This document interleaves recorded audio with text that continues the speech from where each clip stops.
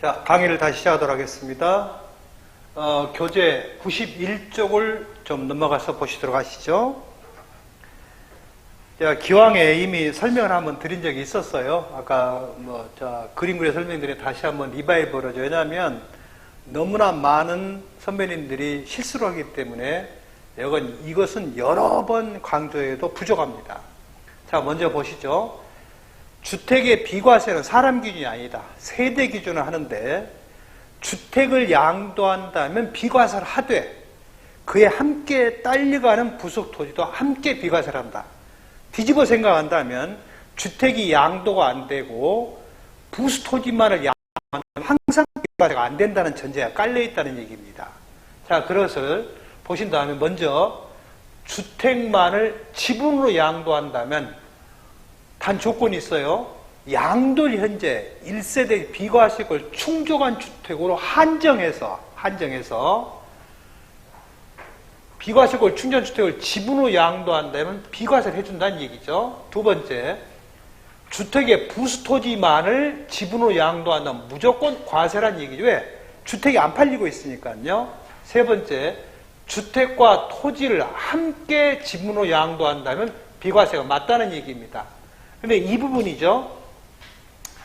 이게 비과세를 충족한 주택을 지분으로 양도한다 하더라도 해당 주택을 전체로 한다고 가정했을 때 12억을 초과하는 고가주택이라고 한다면 12억 초과 상당분은 과세가 대상이 될 수밖에 없죠.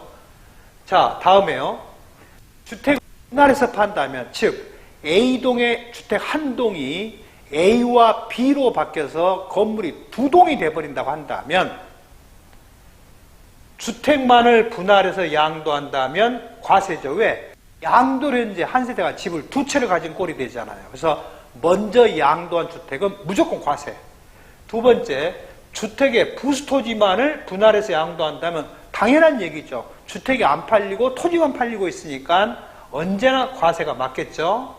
주택과 부수토지를 함께 분할해서 양도해도 언제나 과세죠.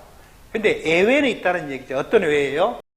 만약에 이 분할해서 양도할 수밖에 없는 사유가 공익사업용 수용 현매수가 된다고 한다면 그것은 예외적으로 비과세 가능해지죠.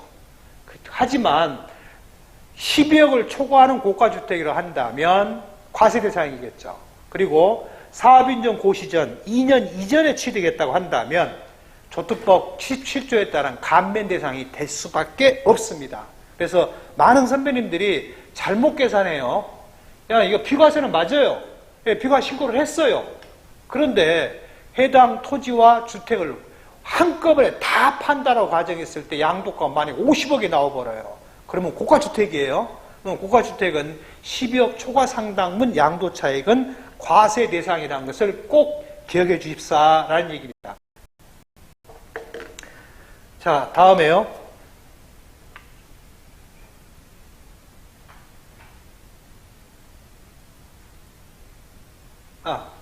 자, 이것은 이 그림은요. 앞에 있는 문장을 이해를 도울 목적으로 분할해서 파면 어쩔래, 지분해서 팔면 어쩔래라는 얘기인데요. 그것은 여러 선배님들이 그냥 읽어보시면 충분히 이해될 것으로 보여집니다. 그래서 생략하기로 하고요. 자, 보시죠. 다른 토지를 주택의 부수토로 합병해서 양도하면 어쩔래라는 얘기입니다. 자, 이런 경우가 새로 멸시를 하고 신축할 때 문제죠. 원래는 내 주택의 부수토지가 이만큼 있었어요. 근데 이걸 헐어버리고 여기다가 새로 지을 겁니다. 그러면 첫 번째가 건축법상의 건폐율의 문제가 있기 때문에 옆에 있는 땅을 함께 합병을 해가지고 한 필지로 썼어요. 이럴 때 어쩔래? 라는 얘기예요. 그러면 건물이 면적이 늘어난 것은 문제 삼지 마십시오. 그냥 통산해서 2년 이상이면 비과세 가능합니다. 하지만 이 부분의 토지 부수토지는 주택이 완성된 때로부터 2년이 가야 비과세가 됩니다. 네, 그렇지 않고 그냥 아무 생각 없이 만약에 세금 계산해버리면 전혀 엉뚱한 방향으로 가버린다는 것을 꼭 기억해 주시길 바랍니다. 자, 오피스텔인데요.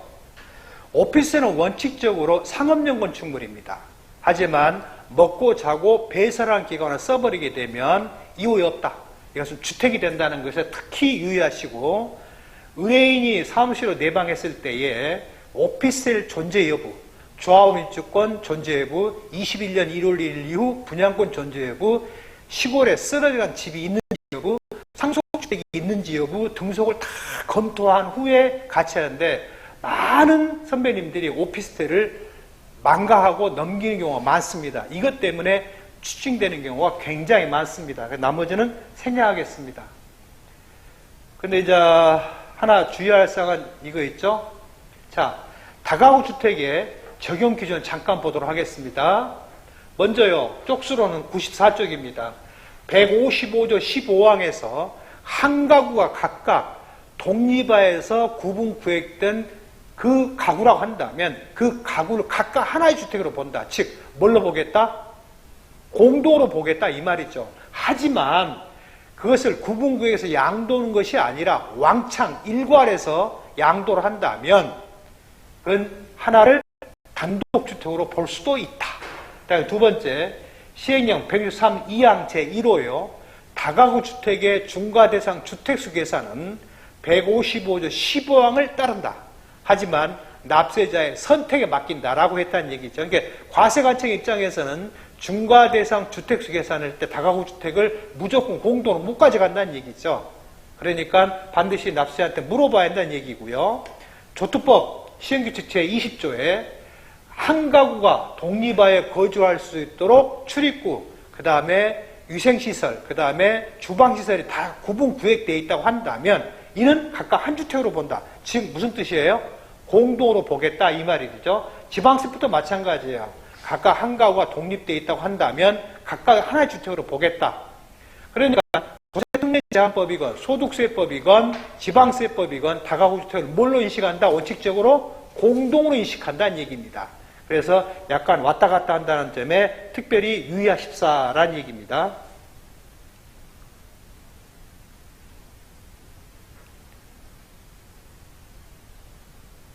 자, 95쪽에 이 노랗게 표시된 부분을 잠깐 보시도록 하시죠. 동일 세대원이 아닌 자와 공유지분을 소유한 다가구주택의 경우로서 공유지분만을 양도할 경우에 납세자 선택에 따라 한 가구의 본인 소유 지분만 비과세를 받을 수 있고 나머지는 과세가 있다. 왜 그러죠? 해당 주택을 통째로 일괄해서 왕창 양도한다면 그때는 단독으로 볼 수 있지만 왕창 일괄해서 양도한 것이 아니잖아요. 그래서 이 집은 뭘로 보겠다? 자기가 살고 있던 집만큼 하나를 비과세 해주되 나머지는 비과세 못 해주겠다는 얘기입니다. 공동으로 보겠다 그 논리입니다.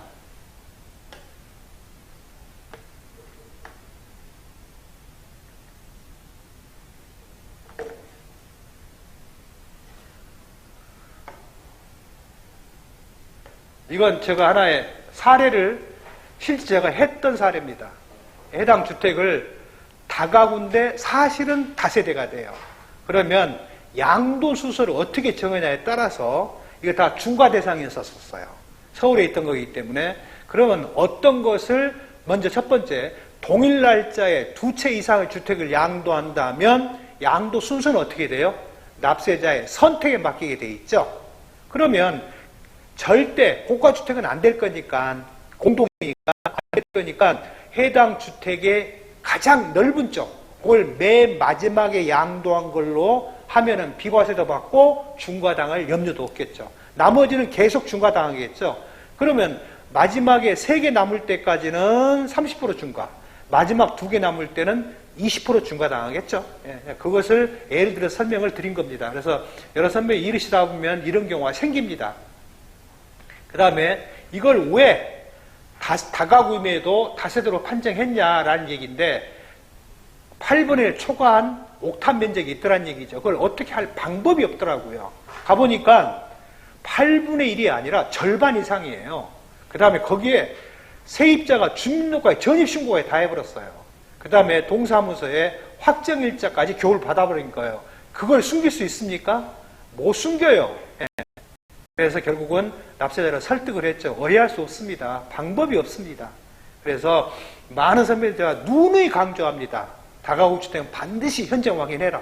그 다음에 1층 피로티 혹시 주택이 들었는지, 옥탑을 혹시 주택으로 무단 용도 변경했는지, 증축했는지를 꼭 확보를 해 보시란 얘기입니다. 그렇게 안 했을 때 나중에 굉장한 낭패를 당할 수도 있습니다. 나머지는 생략하기로 하고요. 오피스텔이요. 오피스텔은 원론적으로 주택이 아닙니다. 그런데 첫 번째, 오피스텔을 주거 용도로 바꾸게 되면 면세 전용이 되죠. 그러면 당초에 상업용 건축물이니까 부가세를 환급받았을 겁니다. 그 면세 전용에 따른 환급세액은 다시 납부를 해야 돼요. 예, 그 문제 생기고, 두 번째, 중과대상 주택수에 들어갈 수밖에 없다라는 얘기죠. 왜냐하면 서울 시내에 있는 수도권과 5대 광역시와 세종특별자치시에 소재한 주택은 금액에 관계없이 무조건 다 중과대상 주택수 들어와 버릴 거거든요. 지금은 많이 해제됐지만 지금도 용산, 서초, 강남, 그 다음에 송파는 아직도 조정 대상 지역이에요. 하지만 거의 대부분이 양도하는 주택이 2024년 5월 9일 현재까지 2년 이상 보유한 주택은 중과를 안 한다라고 했기 때문에 종이호랑이 됐지만 오피스텔은 실질적으로 주택으로 쓰는 경우가 태반의 경우다라는 얘기입니다.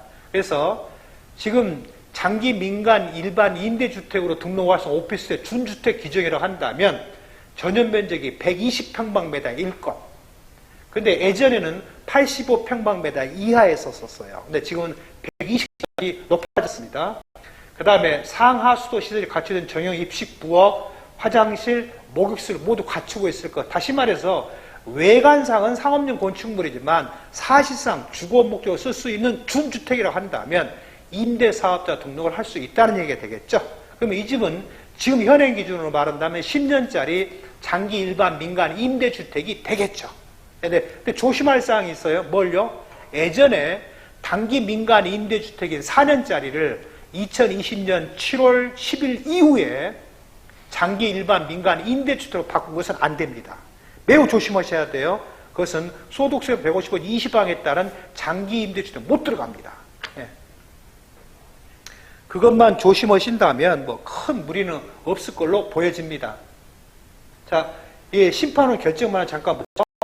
쟁점 오피스텔 공부상 용도는 업무시로 되어 있지만 주방, 에어컨, 냉장고, 세탁기, 화장실, 옷장, 신발장, 편의 모두 기본사에 설치되어 있어 독립된 주거 가능한 형태를 갖추고 있는 점에 비춰봤을 때 and 수도요금, 전기료, 그 다음에 가스요금을 봤을 때 이것은 주택이 아니다라는 청구의 주장은 받아들일 수 없다라는 얘기죠. 그러면 우리 세무대리를 입장하는 세무사 입장은 어떻게 해야 돼요? 최소한 우리가 할 수 있는 건 다 알아보라는 얘기죠. 그러면 도저히 거기 가볼 수도 없는 경우가 있어요. 왜냐하면 세입자가 문을 안 열어주는 경우도 있어요. 그럴 때는 어떻게 해야 돼요? 관리실에서 전기료, 가스료, 관리비 내역서를 받아서 미루어 짐작 가능하죠. 그러면 이건 안 됩니다. 이건 주택입니다. 라는 말을 설명을 해야 할 겁니다. 나머지는 생략하는데요. 이건 하나 계시죠? 아, 이걸로 오면 괜찮은데 저걸로 오면 그러구나. 2011년도에 본법을 개정을 했죠. 만약에 양도가 빼기 취득가 빼기 기타 필요경비 이퀄 양도 차익인데 우리 소득세법에 기타 필요경비라는 용어가 있어요, 없어요? 많은 분이 있다라고 그래요. 없어요. 그 다음에 우리 소득세법에 이율과세라는 법률 용어가 있어요? 없어요. 근데 있다고 해요. 안 그래요? 그냥 소득세법 97조 2를 그냥 우리가 편의상 그냥 이율과세 이렇게 말할 뿐이에요. 그 다음에 소득세법 97조에 필요경비는 구성 요소가 몇 가지가 있어요? 세 가지가 있어요. 첫 번째가 취득가, 두 번째가 자본적 지출금액, 세 번째가 양도비용. 이걸 다 뭐라고 불러요? 필요경비라고 불러요. 그런데 모든 신고서나 모든 양도세 결정 결의서에 보면은 취득가가 따로 떨어져 나와 있어요. 그러니까 양도비용과 자본적 지출비용을 그냥 편의상 우리가 뭐라고 부를 뿐이에요? 기타 필요경비라고 부를 뿐이에요. 그래서 이게 갑자기 왜 이런 규정이 나왔는지는 모르겠습니다만은 환산취득가를 쓰거나 매매사례가 감정가를 쓰게 되면 반드시 기타 필요 경비는 어떻게 하게 됐어요? 계산공제.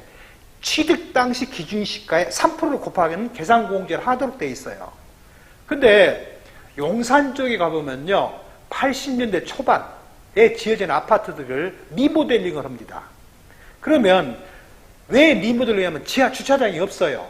그리고 이 집이 15층짜리예요. 그러니까 1층, 지하에다가 주차장을 집 무너지니까 안 되잖아요. 그러니까 1층, 2층을 다 비워버려요.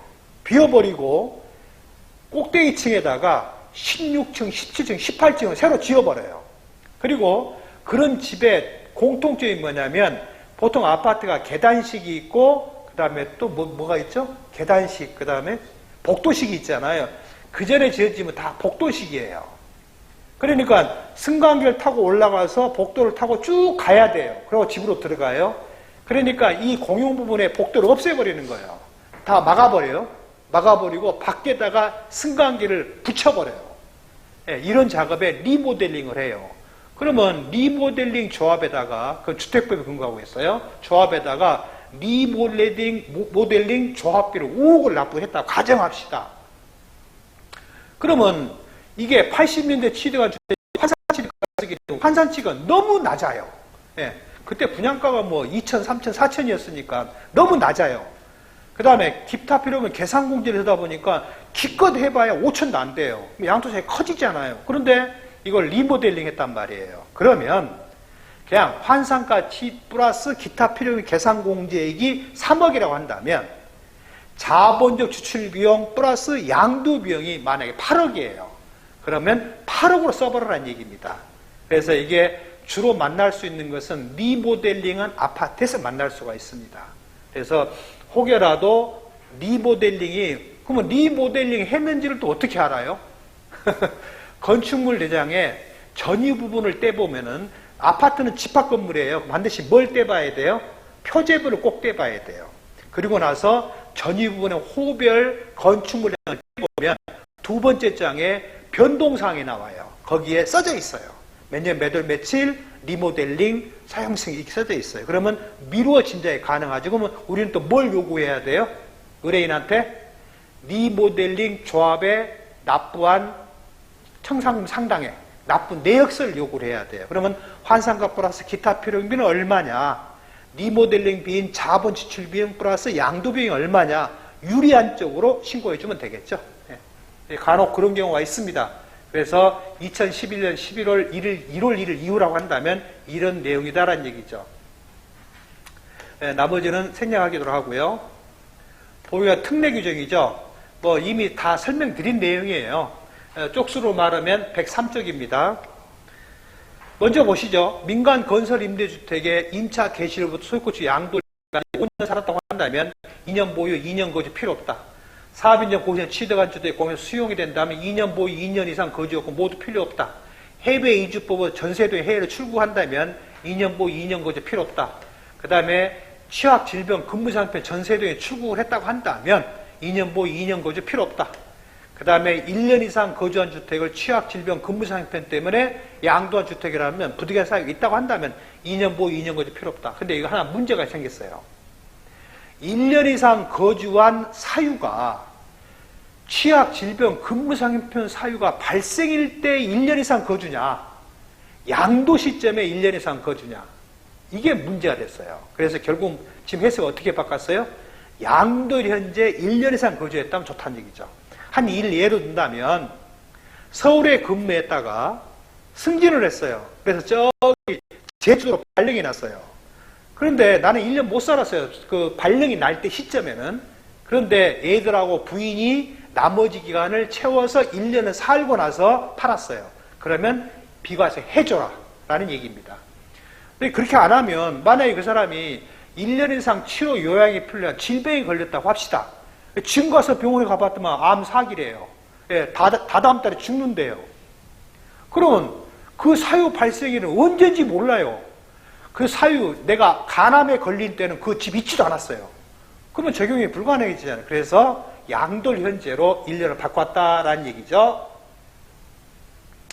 그 다음에 도시구축 환경정의법, 빈지 및 소규모 주택 전면 특례법에서 관련 주택을 만약에 사업시 1년 이상 대체 주택을 취득에 거주했다고 한다면 해당 주택에 대해서는 2년보 2년권이 필요 없다. 단 조건이 있죠? 완성 전에 팔고 완성일로부터 3년 내에 이사가고 1년 이상 계속 거주하고, 완성일 전까지 못 팔았다면 완성일로부터 3년 내에 팔고 3년 내에 이사가고 1년 이상 계속 거주해야겠죠. 그래서 시행령 152의 5항 얘기를 설명했습니다. 자, 여러 선배님들이 한번 이건 잠깐 짚고 넘어갑시다. 22년 1월 1일 이후부터는 빈집 및 소규모 주택, 쪽수로 말하면 104쪽입니다. 빈집 및 소규모 주택 정비한 특례법에 의해서 조합원 입주권으로 전환된 게 4가지 형태가 있다. 첫 번째 자율주택, 두 번째 가로주택, 세 번째가 소규모 재건축, 네 번째가 소규모 재개발 사업이란 얘기죠. 그러면 자율주택 정비사업이 뭐냐? 단독주택 다세대 연립을 스스로 개량 또는 건설하기 위한 사업. 가로주택 정비사업이 뭐냐? 그러니까 국토개혁이라는 법률에 따른 가로구역 내에서 종전에 기존 가로를 그대로 유지한 상태에서 다시 환경 개선 목적으로 새로 짓는 거. 소규모 재건축 사업. 그러니까 정비 SOC인 가스, 전기, 통신, 상수도, 하수도, 도로는 완비되어 있어요. 네, 그걸 헐고 새로 지는데 도시 및 주거 환경 정비한 재건축 요까지는 충족을 못했어요.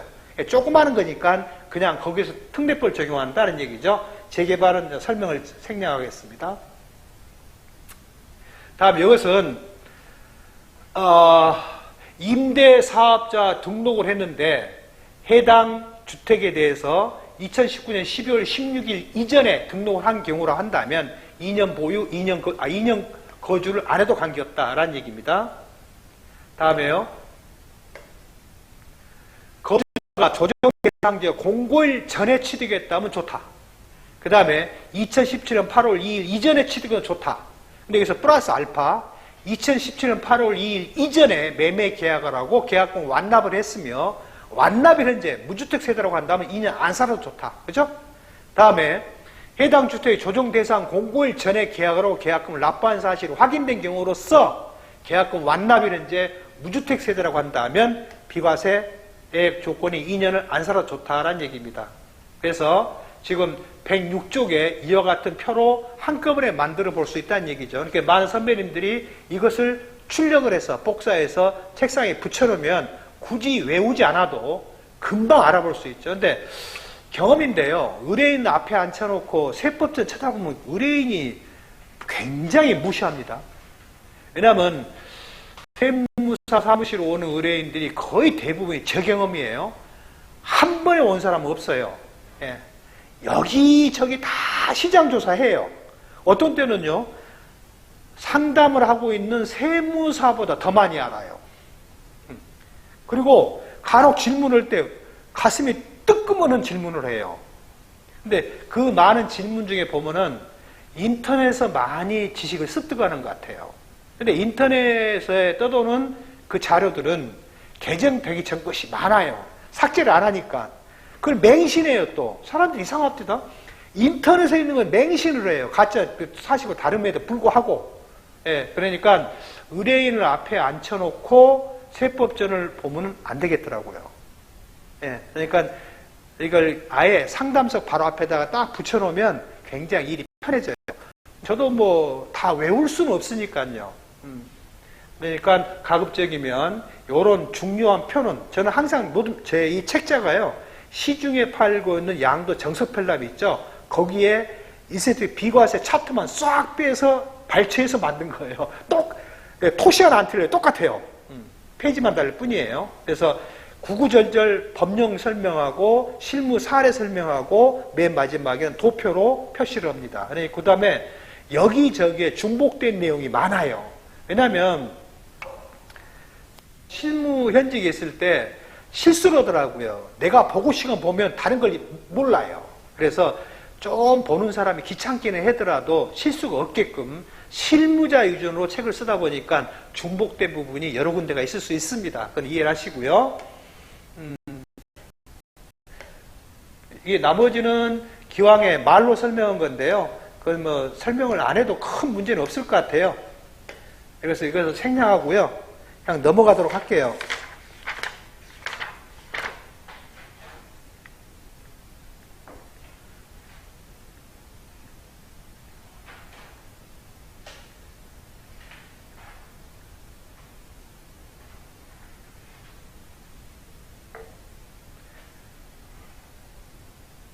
이런 경우가 있어요.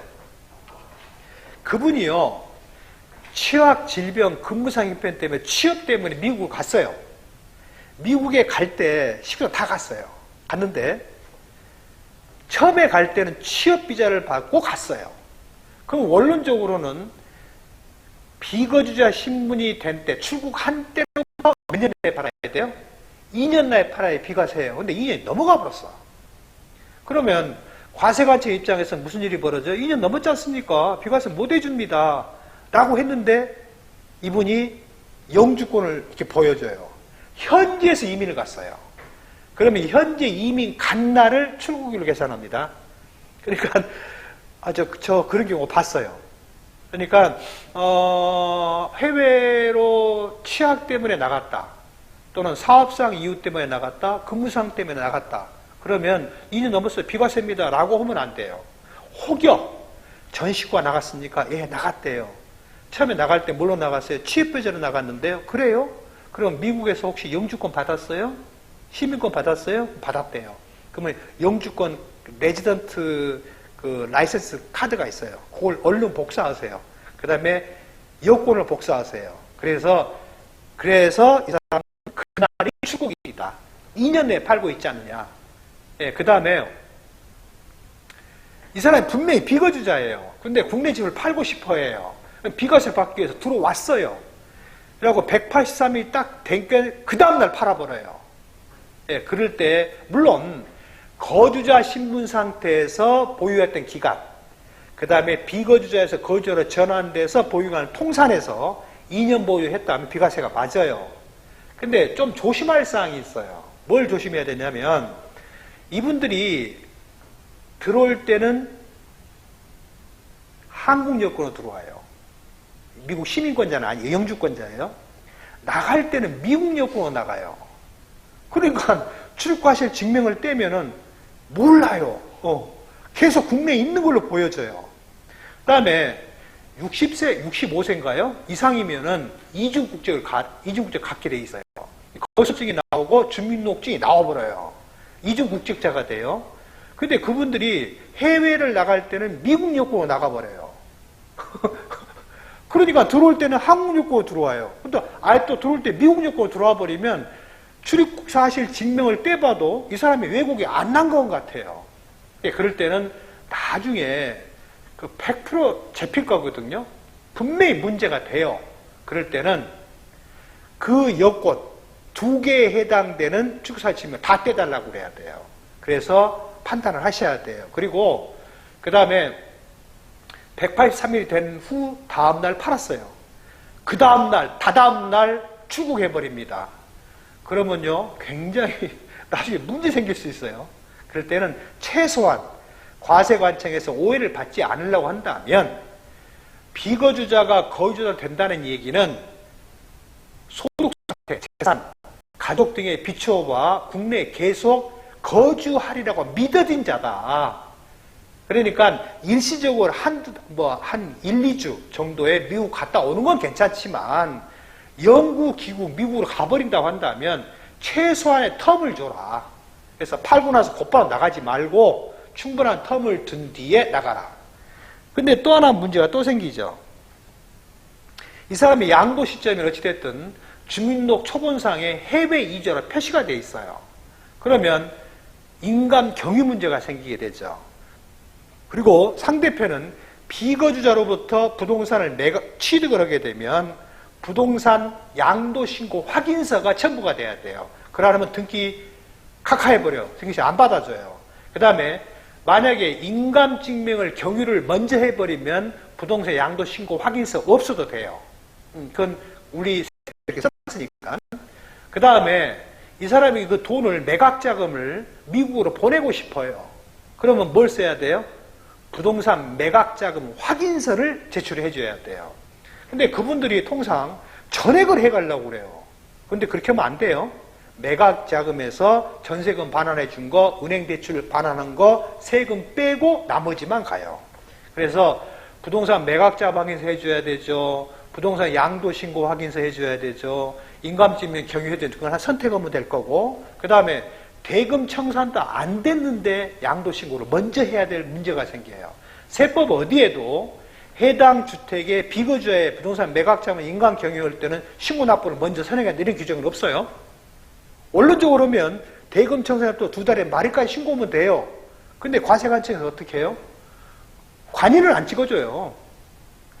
세금도 안 냈잖아요. 세금 내서 대금도 다 청산 안 했는데 어쩔 수 없어요. 그건 납세자를 설득을 할 수밖에 없어요. 예. 그래서 미리 신고 납부를 하되 혹여라도 비거주자로부터 그 부동산을 매수한 자가 법인이에요. 영리건 비영리건 내국법인이건 외국법인이건 따지지 말고 법인 취득에는 반드시 무슨 일이 생겼대요? 양도 실가의 10%와 양도 차액의 20% 중에 낮은 금액을 뭐하게 돼 있어요? 원천징수하게 돼 있어요. 대표적인 게 도로공사입니다. 또는 LH입니다. 수용권을 발동을 해버려요. 그러면 원칙적으로 원천징수 의무자가 LH나 도로공사예요. 그러면 이제 납세자 입장에서는 원천징수 세액 상당액에 대해서 어쩔 거냐가 문제가 돼요. 원천징수를 반드시 누가 해야 돼요? 그 매매대금을 지급한 자 원천징수를 해야 돼요. 그렇죠? 그러면 원천징수를 하고 원천징수 영수를 주면 기납부터 빼버리면 되니까요. 그럴 때 원천징수 안 했을 때 어쩔 거냐. 근데 거의 저는 이런 경우는 봤어요. 납세자는 그걸 알더라고요. 그걸 무조건 빼래요. 원천징수 아는 건 지 잘못이고 나는 모르겠다. 나는 나머지만 되겠다. 이렇게 나오더라고요. 왜? 자기는 보상 다 받아버렸거든요. 내가 잘못한 거 아니냐는 얘기죠. 근데 그건 뭐 해석도 있어요. 그건 어쩔 수 없는 거죠. 가산세는 변론이고요. 자, 해외 이주 외의 목적으로 출국을 해서 거기서 혼인을 하고 거기서 미국 영주권을 취득했다면 혼인한 세대가 출국 및 양도해제 국내 1주택을 보호가 있을 때는 출국일인 영주권 취득일로 또 2년 내에 팔면 비과세 가능해진다는 얘기입니다. 이런 경우 많습니다. 네, 많아요. 이렇게 미국에 유학 가가지고 그냥 거기에 눌러 앉아서 미국인하고 혼인한 경우요. 그러면 혼인과 동시에 시민권이 나오거든요. 그날이 해외 이주 날짜예요. 예, 그날부터 2년 이내 파기니까 국내에서 나간 날이 언제냐. 예. 그 다음에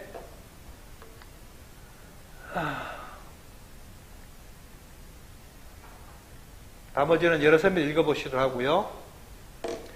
저기 116쪽에 양도자의 신분이 국내주택 양도현재 비거주자일지라도 89조 1항 제3호에 따른 규정을 적용받는 경우로서 154 1항 2호 나목 다목의 요건을 충족한다고 한다면 설령 양도현재 비거주자일지라도 예외적으로 비과세를 해줘란 얘기입니다.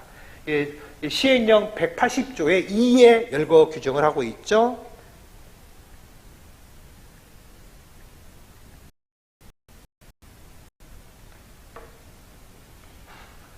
저 보겠습니다.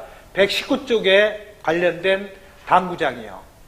공동상속주택의 소수 지분자가 해외 이주를 하는 이스라엘 비과세 특례 적용이고 하나의 주택일 소수 지분자가 상속받아서 2주택이 된 후 해외 이민으로 세대 전원에 출국하여 비거주화된 상태에서 국내 1주택 기존 주택을 만약에 양도한다면 비과세를 못 해준다는 얘기입니다. 그러니까 출국 및 양도 현재 집이 한 채씩만 있어야 된다는 얘기죠. 두 채 돼버렸다는 얘기죠. 예, 그러니까 그건 예외 규정을 적용을 못 받아준다라는 얘기입니다.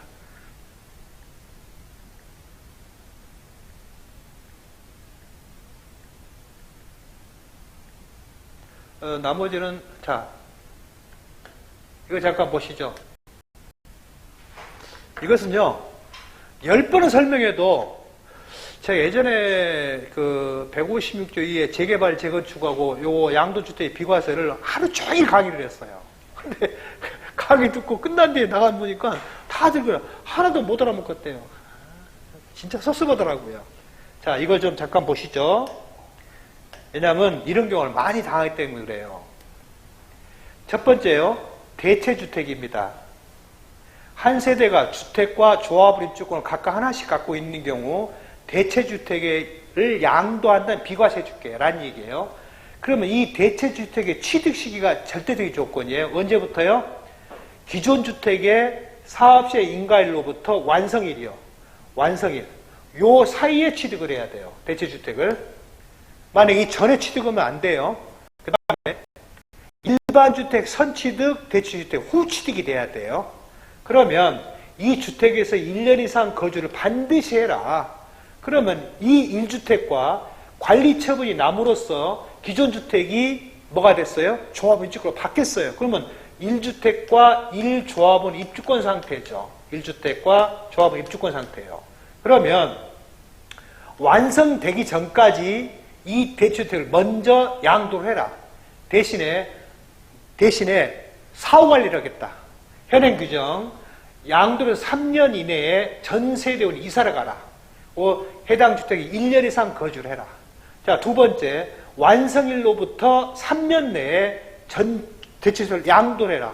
3년 내에 이사 와라. 1년 이상 계속 거주해라. 그러면 선비과세 후 사후관리할게 이란 얘기입니다. 그러니까 지금 제가 이거 설명을 세 번째 설명드렸어요. 그러니까 이제는 거의 외우실 정도에 됐을 거라고 저는 미루어 짐작이 됩니다.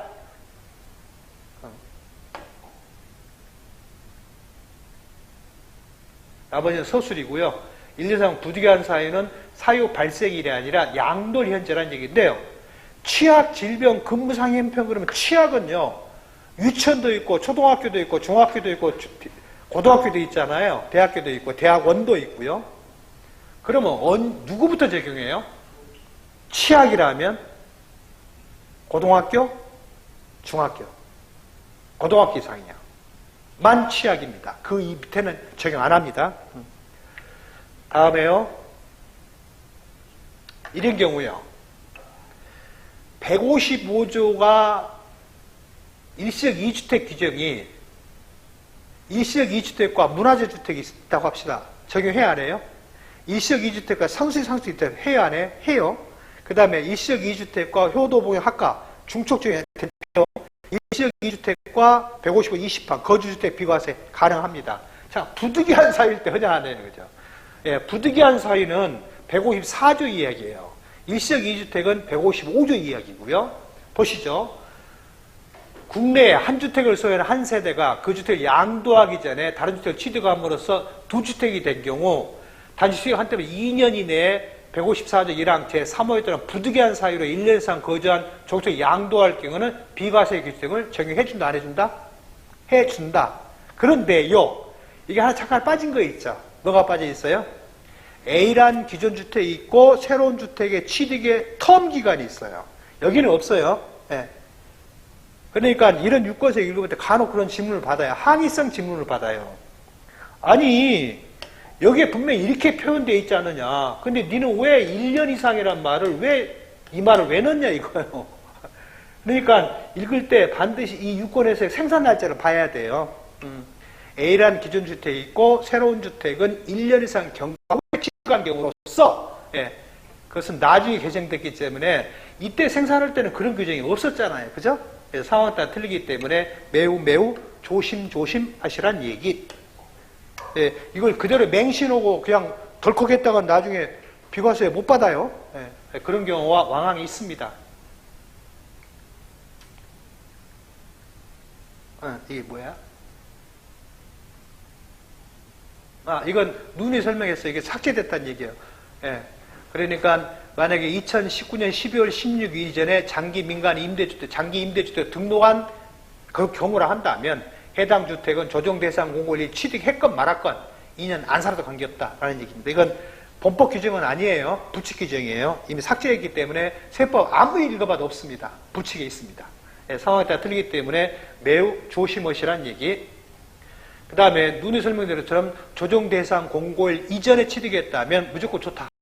조정대상 공고일 이전에 계약권 완납했다고 한다면 무주택 세대일 때만 비과세 해주마라는 세론들의 이야기입니다. 그래서 이미 설명을 드렸고 표로도 설명드렸기 때문에 안 하겠습니다. 자, 이거의 장기 저당 담보주택인데요. 원론적으로 장기 저당 담보주택 영모기준이라고 하죠. 근데 저는 한 번도 이거 만나본 적은 없어요. 근데 그냥 상식적으로 알아볼 필요는 있다는 얘기죠. 60세 이상의 고령의 만약에 연로자가 주택을 갖고 있어요. 근데 소득원이 없어서 생계 유지가 안 돼요. 그러면 해당 주택을 은행에 담보로 제공하고 매월 또는 매 분기별로 대출금을 받아서 자기 생활비로 썼어요. 대출기간 만료일에 해당 주택을 왕창 팔아주고 왕창 갚아버려요. 그러면 그 집은 2년 안 살아도 관계없다라는 얘기입니다. 근데 사실상 만날 일은 별로 없더라고요. 한 번도 만나본 적도 없고요. 그래서 다만 이런 것이 이때더라 정도 수준만 아신다고 한다면 큰 무리는 없을 것 같습니다. 자, 이제는요. 시행령 155조 2항입니다. 근데 가로 이런 질문을 합니다.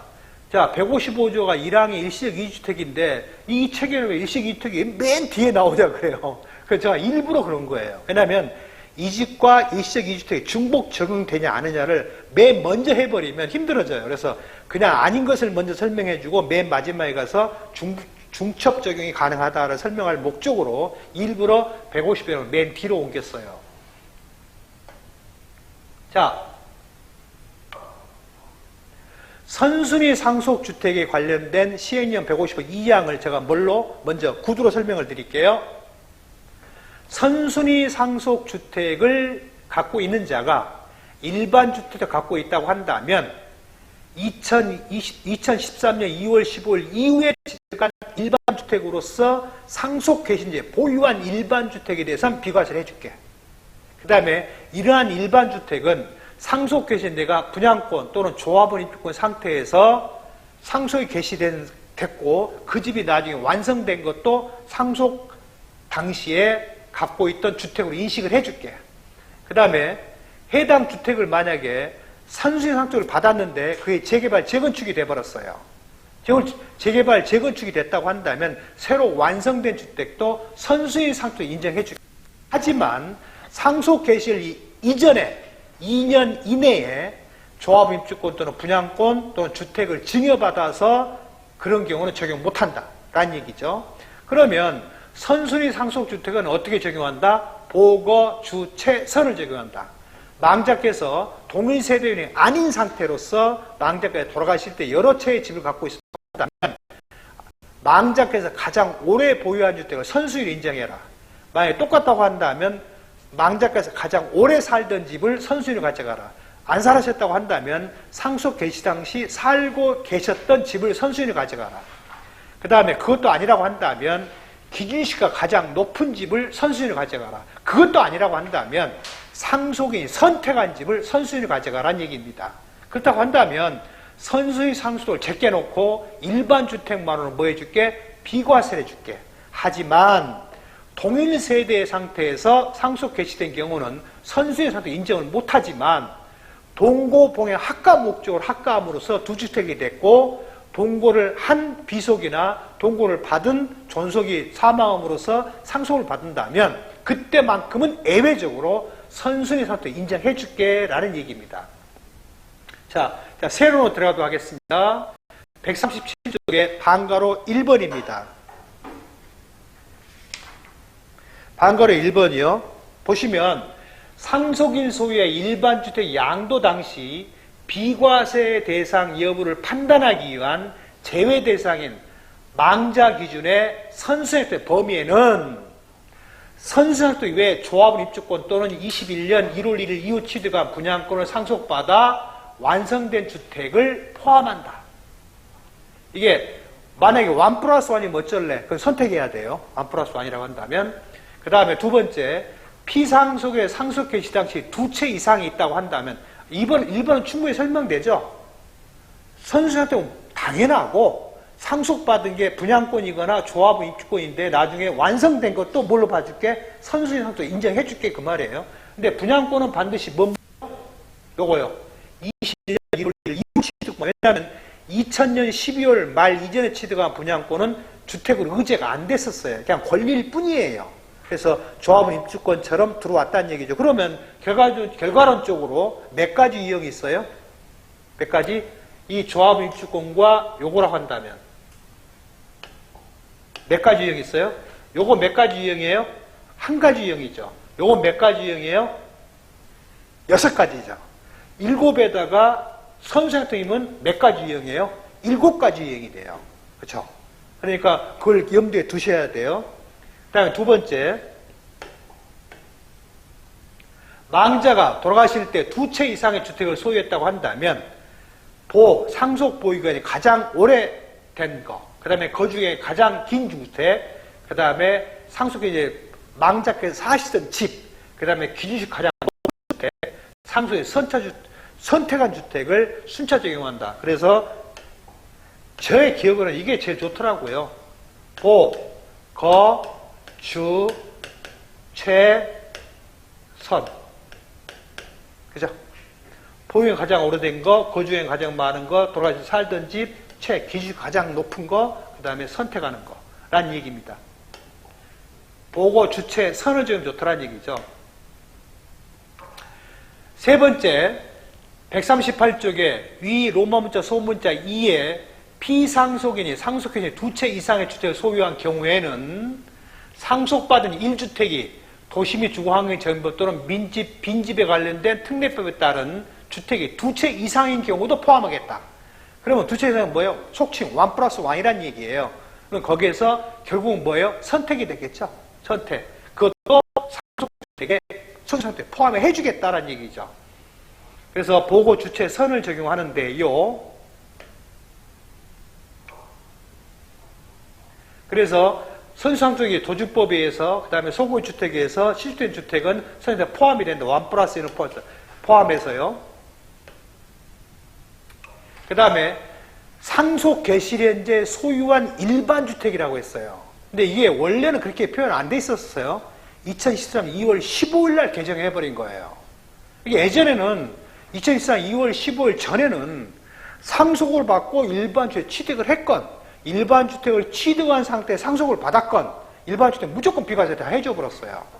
근데 부익부, 빈익비 이 문제가 그때 대두된 거예요. 2013년도에. 돈 가진 자는 계속 잘 살고 없는 자는 계속 못 살라는 얘기냐. 그래서 개정한 거예요. 안 된다. 일반주택은 상속 개시 현재 일반주택만 비과세 해줄게. 그래서 부칙에다가 그 일반주택은 2013년 2월 15일 이후 취득분 주택부터 적용한다 라고 했죠. 그러면 우리 입장에서는 어떻게 해야 돼요? 상속은 언제 받으셨는지, 그 다음에 일반주택의 취득 시기가 2013년 2월 15일 전이라고 한다면 뭐 고민할 필요가 없죠. 근데 2014년 2월 15일 이후라고 한다면 상속 개시일과 취득 시기를 맞춰봐야 돼요. 예. 만약에 2000년 2월 15일 이후다 그러면 일반주택 선취득, 선순위 상취득, 후취득이 돼야 돼요. 그죠? 그래야 그 내용이 들어갈 거니까요. 그래서 139쪽에 맨 아래쪽 아랍의 숫자 단가로 2번이요. 상속인이 일반주택 양도 당시 비과세에 대해서는 상속 개시자를 소유한 상속인 일반주택에는 상속 개시현재 보유한 상속인의 1주택에 하나여 비과세 적용한다. 하지만 2014년 2월 15일 이후 취득하는 경우만 적용해 주겠다라는 얘기죠. 그 다음에 상속 개시일로부터 소급하여 2년 이내에 망자로부터 증여받은 주택은 안 된다. 예. 증여받은 주택은 일반주택 못 보겠다는 얘기죠. 그러면 결국은 뭐예요? 등기 원인이 증여라고 표시되어 있으면 굉장히 좋아요. 근데 만약에 이건 유권해석이 없더라고요. 만약에 부담부 증여받았으면요. 2년 이내에 증여를 받았는데 부담부 증여를 받았어요. 그럼 어쩔까요? 그러면 제 생각은 그래요. 지분으로 소유해도 한 주택으로 소유한 똑같이 보게 돼 있잖아요.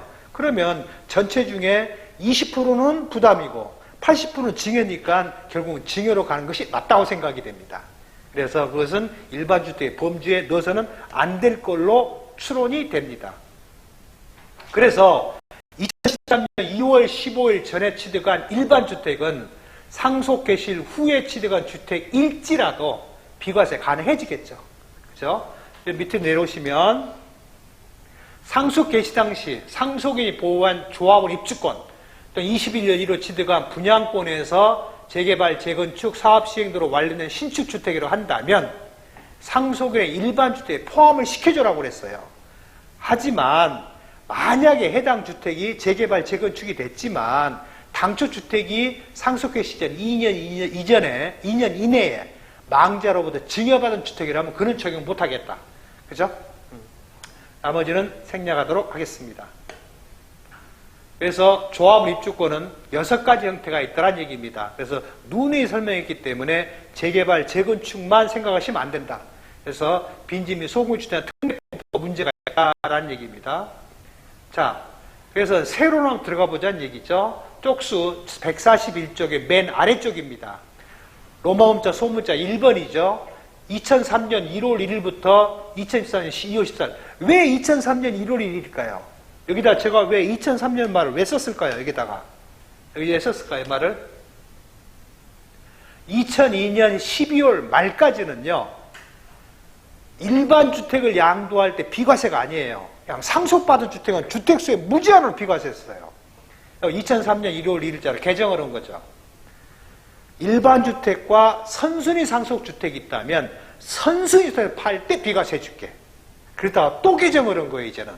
선순위 상속주택에 일반 주택이 있으면 일반 주택이 있을 때 비과세 해줄게. 다시 또 개정했어요. 선순위 상속주택에 일반 주택이 있다. 일반 주택은 반드시 상속 개시했는지 갖고 있는 집만 된다.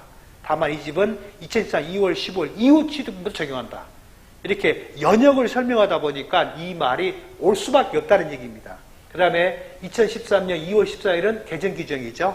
그래서 요 기간 중에 취득한 일반 주택이고 일반 주택을 한다면 선후 시기를 따지지 말고 곧바로 뭐 해줘라? 비과세를 해줘라는 얘기입니다.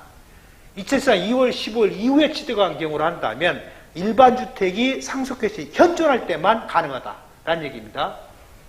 결과론적으로 선순위 상속주택의 취득 시기는 상속개시일보다 일반 주택 취득시기가 항상 앞에 있어야겠죠. 2014년 2월 15일 이후라고 한다면 그 다음에 예전에는 조합원 입주권 또는 분양권을 주택 안 했었어요. 근데 이걸 다시 또 개정했어요. 14년 2월 21일 이후 양도부터는 상속인이 상속 개시된 시 갖고 있던 조합원 입주권 또는 2021년 1월 1일 이후 분양권이라고 한다면 새로 나중에 완성된 주택도 뭘로 인정해 줄게? 일반 주택으로 인정해 줄게 라는 얘기입니다. 근데 의외로 이걸 많이 착각하죠. 근데 이걸 생각하면 꼭 뭘 생각해야 돼요? 혹여라도 상속 개시 2년 이전에 망자로부터 증여받은 건 안 된다. 예, 그건 꼭 플러스 알파 해줘야 돼요. 그러면 실수입니다. 그래서 이 말을 설명했죠. 18년 2월 14일 이후에 증여받은 경우로서 망자로부터 상속 개시일 전 2년 이내 증여받은 주택 또는 망자로부터 증여받은 조합원 입주권 완성된 주택을 인정 못하겠다. 증여받은 건 안 돼요. 그러니까 참 별걸 다 고민해야 돼요. 근데 왜 이 주택과 관련된 규정이 왜 힘드냐면 가로 대가로 속에 중가로 속에 소가로를 만들기 때문에 힘들어요. 이 세법 읽어보시면 시행령 읽어보시면 무슨 말인지 뭔 말인지 저 말인지는 모르겠어요. 그럴 때는요 가장 좋은 방법이 대가로 전체를 가리세요. 읽으세요. 그리고 나서 중가로를 가리세요. 그 다음에 소가로를 가리세요. 제외했다가 또 제외한대요. 제일 힘든 게요. 160조 3, 1항 1호가 제일 힘들어요. 그림 그려봐야 돼요. 중과대상 주택수가 뭐야? 정말 힘들어요. 제외하고 또 제외하고 또 제외한대요. 그런데 그렇디다 세법을 만들 때, 세법령을 만들 때 사례를 그림으로 그려본대요. 그림으로 그려서 그림을 말로 바꾼대요. 그러다 보니까 본문이 있고 대가로 있고 중가로 있고 소가로가 있을 수밖에 없대요. 그 많은 경우에서 글로 표현을 하다 보니까. 그럼 우리는 어떻게 해야 돼요? 그 글을 읽어보고 우리는 다시 그림으로 바꿔봐야 돼요. 예, 그러면 이해가 빨라요. 아무튼 그렇습니다. 다만 동일 세대 상태에서 상속이 개시된다면 선순위 상속을 적용을 못합니다. 하지만 극히 예외적으로 이런 경우요. 망자와 상속인이 상속 개시 당시 동일한 한 세대일지라도 직계 존비속이 동급은 학가로 만약에 학가를 됐다고 했다면 그것만큼은 선순위 인정해 줄게 라는 얘기인데 꼭 우리가 보면 아버님이 먼저 돌아가고 생각해요. 아니에요. 내가 먼저 죽을 수도 있어요. 그죠? 그러면 아버님이 상속인이 될 수도 있을 거니까요. 그죠? 그래서 2010년 2월 18일 이후라는 말은 큰 의미가 없고요. 두 번째, 직계 존속 또는 배우자의 존속. 그러니까 며느리 기준으로는 신부님, 사위 기준으로 한다면 장인, 장모님이겠죠. 동고보양 학가는 것도 포함한다. 그 다음에 동고보양 학가를 직계 비속은 세대 구성을 해야 한다. 이걸 설명하면 좀 쉬워요. 예전에 동고보양 학가는요, 1세대에 1주택을 가진 부가 60세 이상이고요. 1세대에 1주택을 가진 자가 합감으로써 한 세대가 2주택이 된다면 10년 내, 5년 내에 팔아라. 이렇게 규정이 돼 있었어요. 근데 아버님이 애시당초 어디에 살았냐면 둘째 아들 집에 살았어요. 그러면 첫째, 세대주가 누구예요? 둘째 아들이에요? 아버지예요? 아버지는 동거인이에요. 왜? 호주가 누구예요? 차남이 결혼해서 분가하면 호주가 누가 돼요? 세대주가? 아들이 돼요. 차남이 돼요. 그러면 아버지가 동거의 학과 시점에 세대 구성을 했어요? 못했어요? 아버지가 세대 구성 못했잖아요. 그죠? 자, 그래서 아버지가 내가 큰아들 집에 가겠다, 네 장남 큰형 집으로 가겠다라고 했어요. 그러면 1세대 1주택인 자가 1세대 1주택인 자가 합감으로서 1세대 2주택 이렇게 나왔거든요. 이게 문제가 된 게 말장난이 걸린 거예요. 아버지가 세대 구성 못했지 않느냐, 비과세 못해준다 이렇게 돼버린 거예요. 틀린 말 아니잖아요. 그래서 이걸 삭제해버렸어요. 그러니까 복모양을 당하는 존속은 세대 구성을 해도 된다, 안 해도 된다? 안 해도 된다. 그냥 1주택을 가진 자가. 그러나 비속은 반드시 뭘 해야 돼요? 세대 구성을 반드시 해야 돼요. 예. 그래서 2주택이 된다면 좋다. 그런데요, 또 하나 문제가 있어요. 예, 155조 사항 이야기죠. 1세대의 1주택인 자가 1세대의 1주택인 자와 혼인함으로써 1세대에 2주택이 된다고 하면 몇 년 내에 팔아라? 5년 내에 팔아라. 비과세 줄게. 당초 이렇게 규정했어요. 그런데요, 저는 뭐 개인적인 사견인데 이거 비과세 주면 안 된다고 생각이 돼요. 우리 같은 사람들은 20년, 30년 돈 벌어갖고 집 한 채 사는데 처녀 총각에 집이 하나씩 있다는 게 좀 그래요.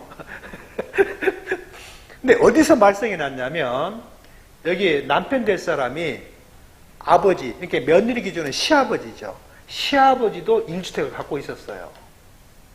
그러면 1세대 2주택인 자가 며느리 될 사람이 사위 기준으로 장인 집을 또 하나 갖고 있었어요. 그럼 뭐예요? 1세대 2주택자가 1세대 2주택자가 문제가 됐잖아요. 그래서 말썽이 또 났어요. 그래서 이제는 이거 없애버렸어요. 지금 뭐예요? 1주택을 보유한 자가 1주택을 보유한 자 혼인함으로써 한 세대 구성이 돼버렸잖아요. 2주택이 된다면 5년 내에 팔아라. 그럼 비과세 해줄게. 이렇게 바뀐 거예요. 그러니까 그 단어 하나가 전혀 엉뚱한 데로 가버려요. 예. 그래서 상황상은 틀리지만 어찌됐든 동고봉양을 받기 위한 존속은 세대 구성을 안 해도 관계없다. 그죠? 이미 설명했으니까 분명히 이해되셨죠? 다음에 학가일현재 존속과 비속세는 각각 한 주택만 갖고 있었다. 그러면 이 말을 뒤집어 봐요. 처음에 학가할 때는 아버지는 집이 있었어요. 근데 아들이 집이 없었어요. 학가한 후에 아들이 샀어요. 그러면 이거 적용 가능해요? 안 돼요. 예. 그것은 일시적 2주택으로 비과세는 받을 수 있지 몰라도 동고보행 학가는 안 됩니다. 자, 그런 경우에 만약에 아버님이 돌아가셨다고 합시다. 그럼 선순위 돼야 안 돼요? 안 돼요. 학가일 때 각각 하나씩 갖고 있는 경우만 국한돼 있어요. 그러니까 참 재밌기도 해요. 각각 보양으로서 세대 합친 날로부터 60세 이상인 게 옛날에는 뭐 여자는 55세, 여자는 남자는 50세 다 충족한다라고 개정을 했다가 나중에 성평등, 그다음에 하여튼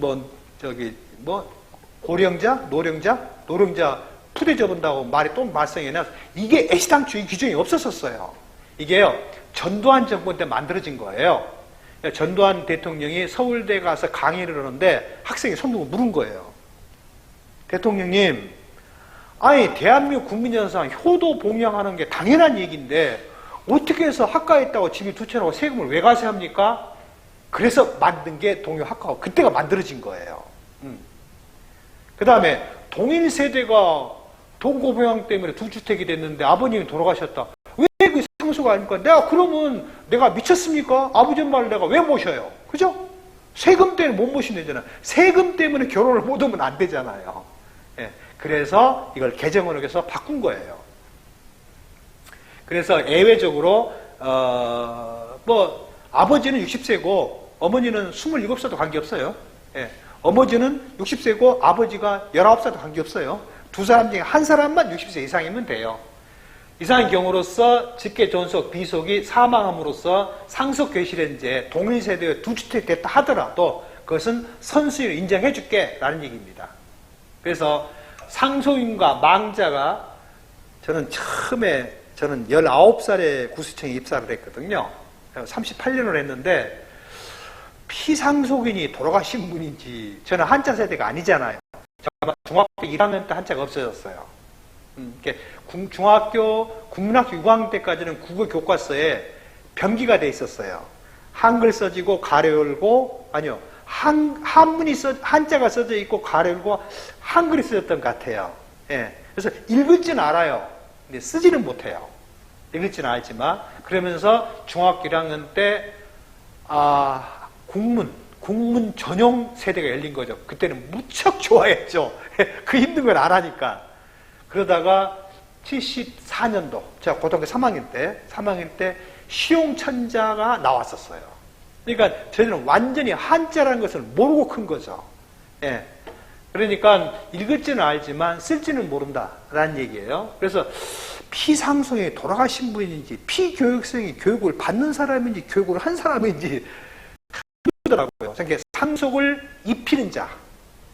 그러니까 상속은 뭐예요? 재산을 이어받는 거죠. 이어받는 걸 시키는 사람이니까 돌아가신 분인데, 저는 그냥 75년 때 그렇게 생각했어요.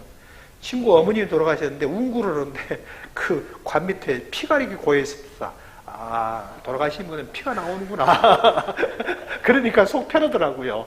좀 창피한 얘기지만 어찌됐든, 그래서 제가 읽을 때 피상속이 이렇게 안 읽잖아요. 망자 이렇게 읽잖아요. 아마 지금 강의를 듣는 30대 초반, 20대는 아마 한자를 거의 모를 거예요. 마치 뭐 반가, 졸라, 뭐 이런 식으로 뭐 인터넷 용어를 써버리면 무슨 말인지를 못 알아먹겠어요. 대화가 안 돼요.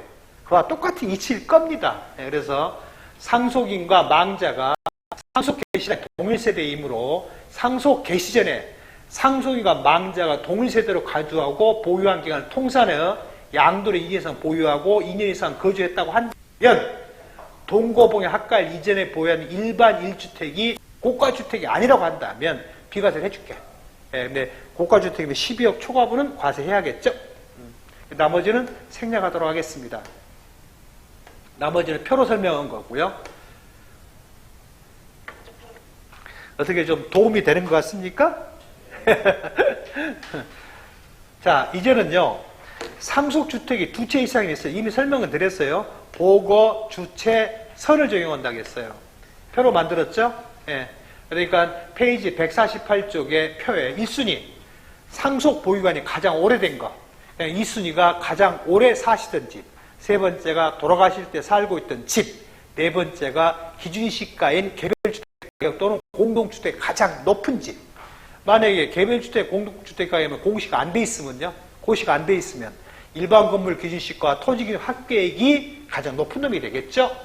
그 다음에 기준가 최고 높은 집, 상속에 선택한 집. 자, 선순위 상속주택을 보유한 상태에서 일반 주택을 먼저 양도한다면 2013년 2월 15일을 꼭 기억하셔야 돼요. 그렇다고 한다면 해당 주택은 비과세를 해줄게 라는 얘기죠.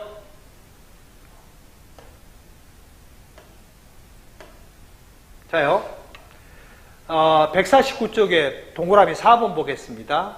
상속 1주택을 선취득하고 일반 1주택을 후취득하여 상속주택을 먼저 팔면 어쩔래? 예. 그러면 상속주택은 항상 과세를 하겠다는 게 논지가 깔려 있어요. 하지만 155조 2항과 155조 1항을 중첩 적용한다면 상속을 받고 일반 주택을 취득을 했어요. 근데 일반 주택이 2014년 2월 15일 이후에 취득했어요. 근데 그러면 상속 개신이 갖고 있는 집이 아니었잖아요. 그렇죠? 근데 일반 주택은 비과세 못 받는 건 알아요. 근데 선수상택을 먼저 팔고 싶어요. 그러면 155조 1항을 적용받을 수도 있죠. 상속받고 1년 이상 경과해서 일반 취득하고 일반 주택을 취득한 때로 3년 내에 상속주택을 팔아버리면 비과세 가능해지겠죠. 그 다음에 그리고 나서 일반 주택을 그 다음 달 또 팔아요. 그럼 비과세 돼야 안 돼요?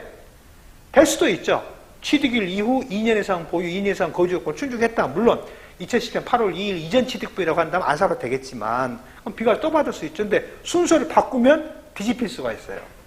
선순위 상속주택가 일반 주택이 뒤에 있다. 일반 주택 먼저 판다? 과세예요. 근데 선순위 상속을 먼저 팔면은 일시적으로 비과세를 받아요. 그 다음날 주택을 팔면 또 비과세예요. 그러니까 이거 순서를 잘 정해야 돼요. 그죠? 물론 뭐 고가주택은 논외로 하겠습니다. 다음에요. 150쪽에 상속 1주택과 일반 1주택 보유기간 중 사망으로 동일세대 채급하면 어쩔래? 이렇게 남편이 집 한 채 있고 부인도 집 한 채 있어요. 근데 남편 집을 부인이 상속받았어요. 그럼 어쩔래란 얘기예요. 자, 남편이 이건 다른 얘기인데요. 남편이 동일세대 아닌 부로부터, 그러니까 남편이 아버지로부터죠. 아버지가 별도 세대였으니까 아버지로부터 선순위 상태의 상속을 받고 내 처가 1주택을 취득하여 1세대 2주택 상태에서 남편이 사망으로 인해서 다시 재상속이 또 됐어요. 그러면 동일세대 받았으면 그 부인이 갖고 있던 일반 주택 양도할 때 어쩔 거냐는 얘기죠. 근데 이걸 만약에 남편이 매수 취득한 거라고 한다면 이야기가 다르죠. 그러니까 남편이 시아버지로부터 주택을 상속을 받았는데 그 상황에 부인이 또 하나 취득을 했어요. 그러면 두 주택이 됐잖아요. 근데 남편이 사망을 또 했어요. 그래서 부인이 상속을 받았어요. 그럴 땐 어쩔래? 이것은 인정해줘라는 얘기죠. 어차피 상속주택이라는 말은 변화가 없으니까. 다른 말로 생각하면 되죠. 의외로요, 상속주택이 힘들어요. 이렇게 생각하시면 돼요. 안 죽었다면 어쩔래? 만약에 남편이 사망을 안 했다고 합시다. 그러면 남편이 받은 상속주택은 선순위가 맞잖아요. 그죠? 그럼 일반주택 당연히 비과세 받았겠죠. 근데 사망했다는 이유 때문에 과세한다면 이 형편은 어긋난 거죠. 그래서 이 말을 한 겁니다. 근데 많은 선배님들이 읽으실 때 아무 생각 없이 이 부분을 안 읽고 지나가면 이야기가 달라져요. 이 말은 뭐예요? 선순위 상속주택이라는 게 전제가 깔려있다 그 말이에요. 아무 생각 없이 이것도 안 읽고 아니 이게 만약에 후순위로 합시다. 그럼 어쩔래요? 후순위로 합시다. 과세예요. 그죠? 과세예요. 근데 과세 안 받을 수도 있어요. 일반 주택을 먼저 파는데 남편이 죽은 게 더 뒤에일 수도 있어요. 그러면 일시적 2주택을 받을 수도 있어요. 어쨌든 일 수도 있지만 안 해도 틀리지만 어찌됐든 여러 선배님 읽으실 때 이 규정을 간과해서 넘어가면 안 돼요. 자, 다음에요.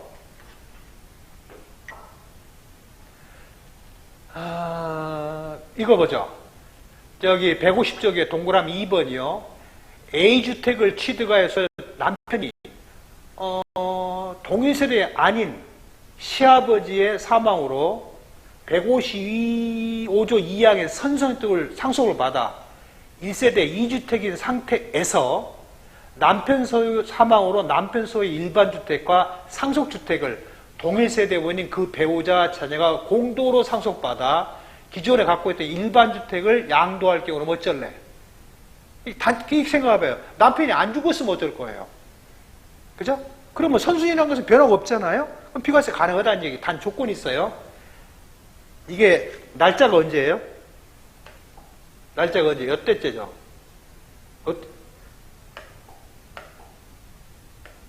요때 거니까 2014년 2월 10월 이후에 취득한 주택이라는 말은 언급을 안 하고 있잖아요. 그렇죠? 근데 만에 하나 이게 2014년 2월 10월 이후에 취득한 주택이라 합시다. 그러면 안 돼요. 소속 대신에 소유한 주택이 아니기 때문에. 그러니까 이 날짜를 꼭 유념해서 보셔야 돼요. 예. 이것만 갖고 뭐 억지 부리면 안 돼요. 제가 옛날에 이런 경우를 봤어요. 아마 그 선배님이 지금 고인 되셨을 거예요. 그때 제가 만났을 때 나이가 70 몇 살이 됐으니까요. 아마 지금 거의 한 20, 30년 다 돼가는 거니까요. 돌아가셨을 거예요. 그 선배님은 맨날 추징당해요. 한 일이에요. 주택 투기 지정적이 있고 토지 투기 지정적이 있었잖아요. 주택 투기는 주택과 부수토지예요. 토지 투기 지정적은요. 주택과 부수토지가 아닌 다른 건축물이에요. 그냥 그걸 우리가 그렇게 불렀을 뿐이에요. 그러니까 거기가 상가 건물이에요. 그러면 무조건 실가신고 했었어야 돼. 지금 없어져 버렸지만. 그 선배님은 그냥 기준시가로 신고한 거예요. 그러니까 세무서에서 연락이 온 거예요. 아니 왜 이거 실가신고 안 했어요? 왜 기준 이거 잘못됐어요? 그러니까 이게 주택 투기 지정적도 아니지 않느냐. 그 다음에 이거 토지 양도한 것도 아니지 않느냐. 상가 양도한 거잖아. 그 다음에요. 고가주택 그때 6억이었었어요. 그 선배님 무조건 양도 차익 곱하기 양도가분의 양도권 마이너스 6억을 무조건 대입을 해요. 고가주택은. 이게 세무서에서 연락이 온 거예요. 아니 왜 비과세를 했습니까? 6억 이하분을. 아니 세법에 그렇게 계산하라고 했잖아요. 그럼 앞에 뭘 빼먹어버린 거예요? 1세대 때 비과세권을 충족한 고가주택 이걸 빼버린 거예요. 빼먹고 그냥 6억 초과분은 6억 초과분만 과세한다 이렇게 생각하신 거예요. 그러니까 맨날 가산세 물어주더라고요. 아무튼 재밌습니다. 또 그 선물이 또 그래요. 환산가를 썼는데 나대지 대지 양도예요. 토지 양도인데 환산가를 썼어요. 그러면 통상적으로 2014년도까지는 토지 기준시가인 개별공시 언제 공시합니까? 1월 1일 기준으로 보통 6월 달에 많이 했어요. 근데 2015년부터는 하늘이 두 쪽이 나도 며칠까지 해야 돼요? 5월 32일까지 해야 돼요. 왜? 6월 1일이 종부세, 그 다음에 지방세, 재산세, 납세의무 성립일이거든요. 납세 기준일이거든요. 그러니까 하늘이 두 쪽이 나도 5월 말까지 해야 돼요. 그런데 그 선배님은 그 환산취득가를 적용할 때 취득 시기가 만약에 14년 12월, 14년 6월 말 이전이라고 합시다. 그러면 취득 시기가 2014년 1월 1일부터 공시가 6월 30일에 합시다. 6월 29일 날 사이에 취득을 했어요. 그러면 개별 공시지가를 14년 걸 써야 돼요. 13년 걸 써야 돼요. 13년 걸 써야 돼요. 그 선배님은 14년 걸 써요. 그게 개별 공시 확인해 뭐라고 써요? 기준일이 1월 1일 기준이 써있으니까 1월 1일 기준 아니냐. 나는 이해가 안 돼요. 그래서 저 소수표 99조 읽어보세요. 양도현재 공시된 개별 공시지가를 적용하도록 돼 있지 않습니까? 그래? 그러니까 근데 다만 우리가 조심할 건 뭐가 있어요? 간혹 개별 공시가 경쟁되는 경우가 있어요. 보통 5월 말이나 6월 달에 했는데 11월 달에 가서 경쟁하는 경우가 있어요. 그러면 또 생각해 봐야 돼요. 5월 말 공시분 쓰면 안 돼요. 5월 1일부터 만약에 10월 3일 공시했다고 한다면 그 사이에 취득한 것은 5월 공시분을 써야 돼요. 10월 이후라고 한다면 10월 새로 공시되면 써야 돼요. 그다음에 세 번째는 저는 이런 경우 봤어요. 이분이 양도 당시에 개별 공시가 낮아요. 그러니까 환산취득가 쓰면 분모값이 적으면 적을수록 얻어지는 환산가는 어떻게 돼요? 커지게 되죠. 그러니까 뭐라고 막 욕을 하더라고요. 나도. 그러더만 군청에 가더라고요. 군청이 어떻게 싸운지 몰라요. 한 달 후에 또 왔더라고요. 예전에 4만 원이었었어요. 그걸 2만 원으로 바꿔오더라고요. 그러면 개별 공시지가가 경정이 되면 경쟁된 개별 공시가는 당초 공시에 소급표를 가져요. 그죠? 그러니까 환산가가 어떻게 돼요? 커져요. 그러면 대책이 없는 거죠. 그래서 참, 이거 지방토지평가심의위원회에서 이런 경우도 해주는구나. 참 신기하더구만요. 아무튼. 그래서 이 날짜를 매우 조심해서 꼭 보시란 얘기. 너무 이걸 맹신하지 마시란 얘기입니다. 지금 한 3번 말씀드린 것 같아요. 인기가 너무 많다 보니까 그래요. 자, 봅시다. 쪽수는 151쪽에 동그라미 3번입니다. 비과세 규정을 적용해 있어서 상속 개시 당시 별도 세대인 망자부터 공동으로 자식이 완투가 받았다. 그 주택이 155주 이하겠다는 선순위 상속을 이라고 한다면 상속 지분이 가장 큰 상속인 장자의 집으로 본다는 얘기죠. 만약에 지분이 똑같으면요? 똑같으면 나이가 더 많은 장자 집이겠죠. 근데 그러기 전에 큰아들은 지분이 똑같아요. 근데 큰아들은 아버지랑 같이 살았어요. 둘째는 따로 살았어요. 그러면 이 집은 주택 소유자로 본 사람 누구예요? 큰아들 집이 돼요. 왜? 상속권이 같이 살았으니까요.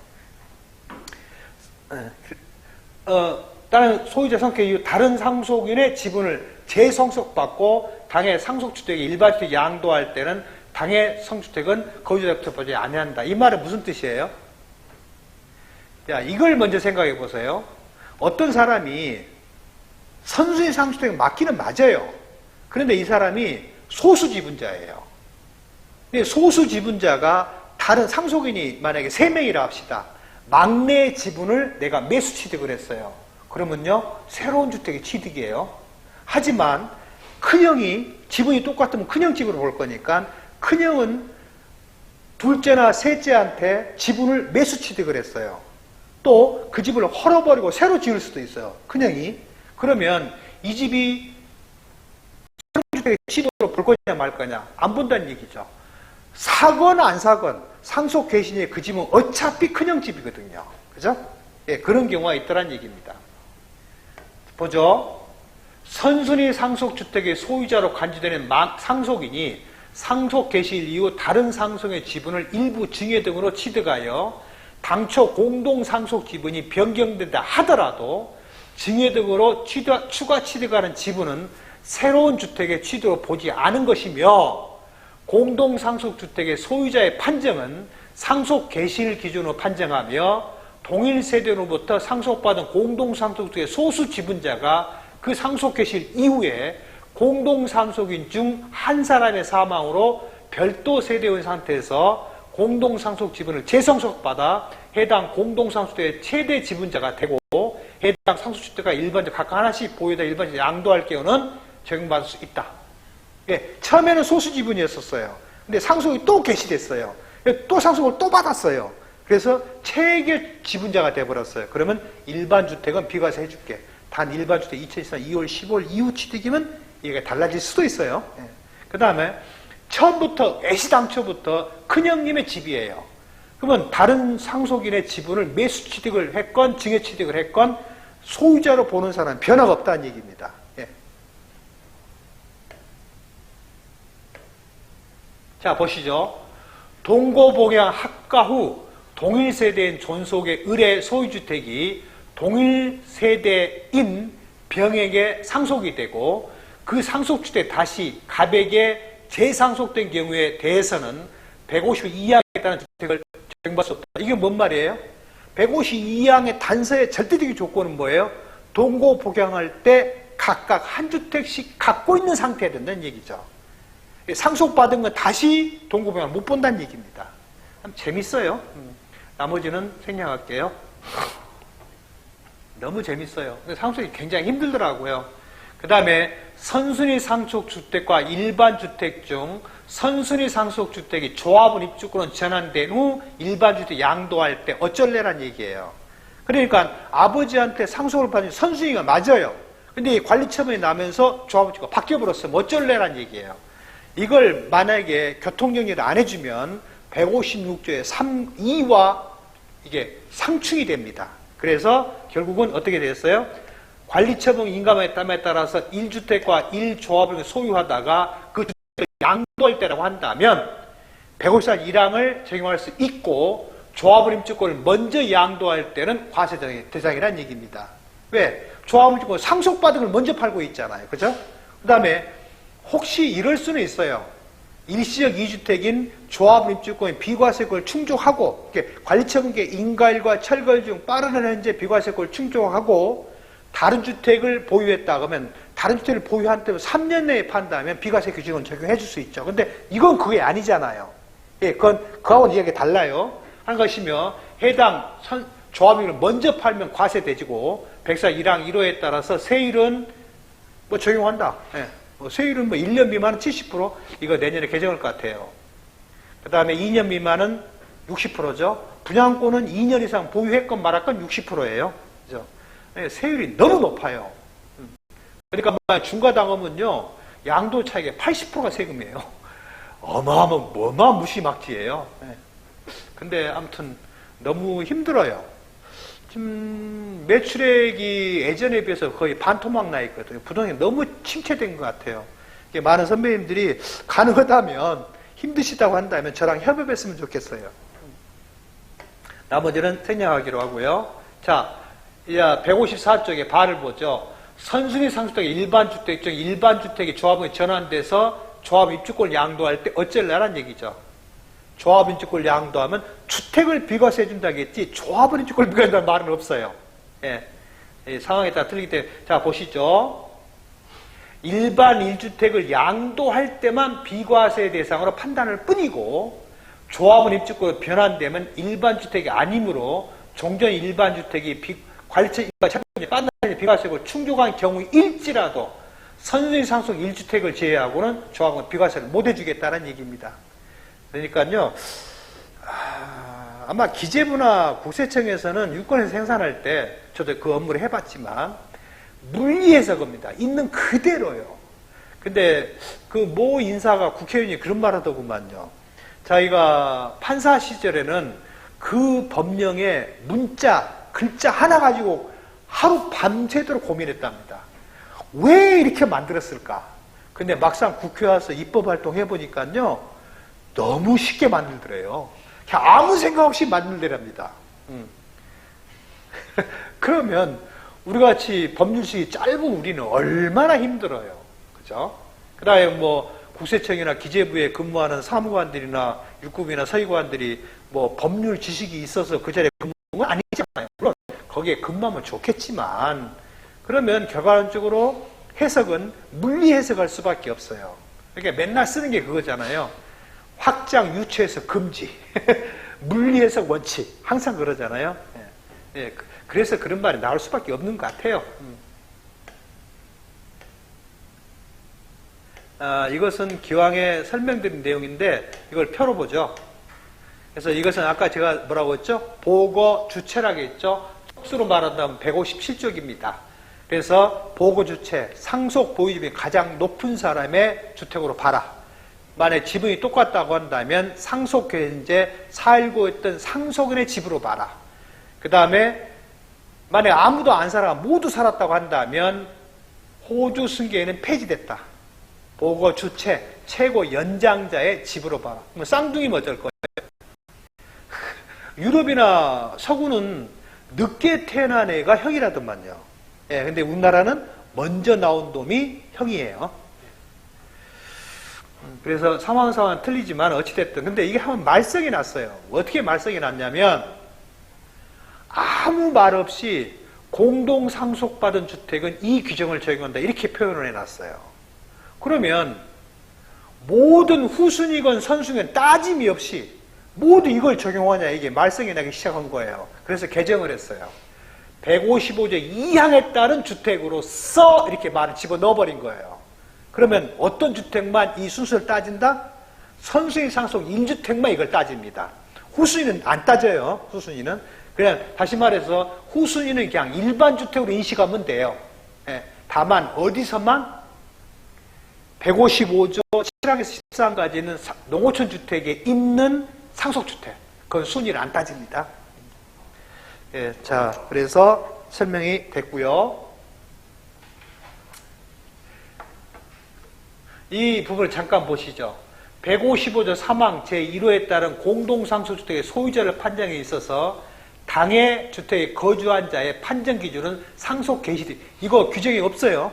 그냥 상속주택에 거주한 자 이렇게 표현되어 있어요. 그러면 양도시에 사는 사람이냐 상속개시현재냐. 그래서 해석으로 상속개시현재에 그 집에 살고 있었던 상속이라는 얘기입니다.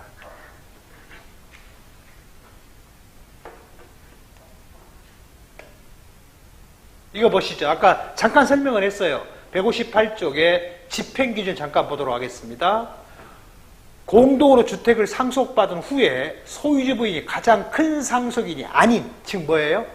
소수 상속 지분자가 상속인이 다른 상속인의 소유 지분을 추가로 취득하여 공동으로 상속받은 주택을 단독으로 소유할 경우에 해당 주택은 뭘로 본다? 공동상속 선순위가 아니다는 얘기입니다. 새로운 주택 취득이라는 얘기입니다. 소유권이 바뀌었다는 얘기죠. 그러나 만약에 장자였다. 지분이 가장 큰 사람이다. 다른 사람의 지분을 매수 또는 증여 취득했다. 그건 소유자가 변동이 없어요. 변동이. 소수 지분자일 때만 이른다는 얘기입니다.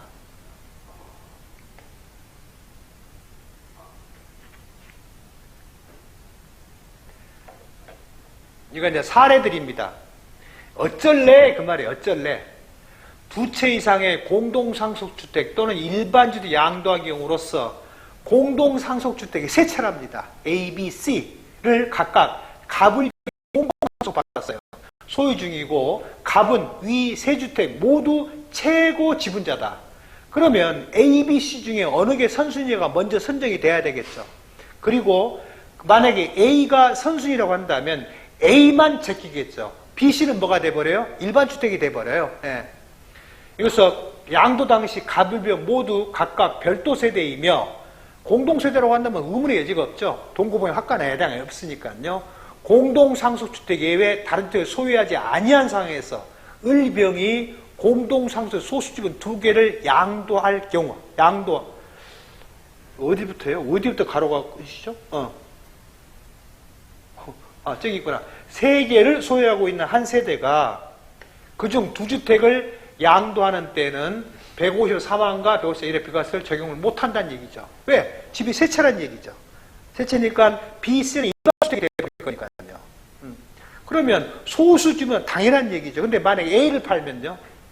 A를 팔면 선수인은 맞기는 맞지만 B, C가 있기 때문에 A는 비과세 못 받죠. 상속받은 주택은 비과세 해주는 규정은 없으니까요. 일반주택 다 할 때 비과세를 해준다는 거 보이죠. 근데 만약에 C가 없으면요. C가 없으면 별도 세대라겠어요. A와 B만에서 A는 선순위예요. B는 일반주택 간주를 합시다. 그렇죠? 그러면 비과세 가능할 수도 있어요. 네.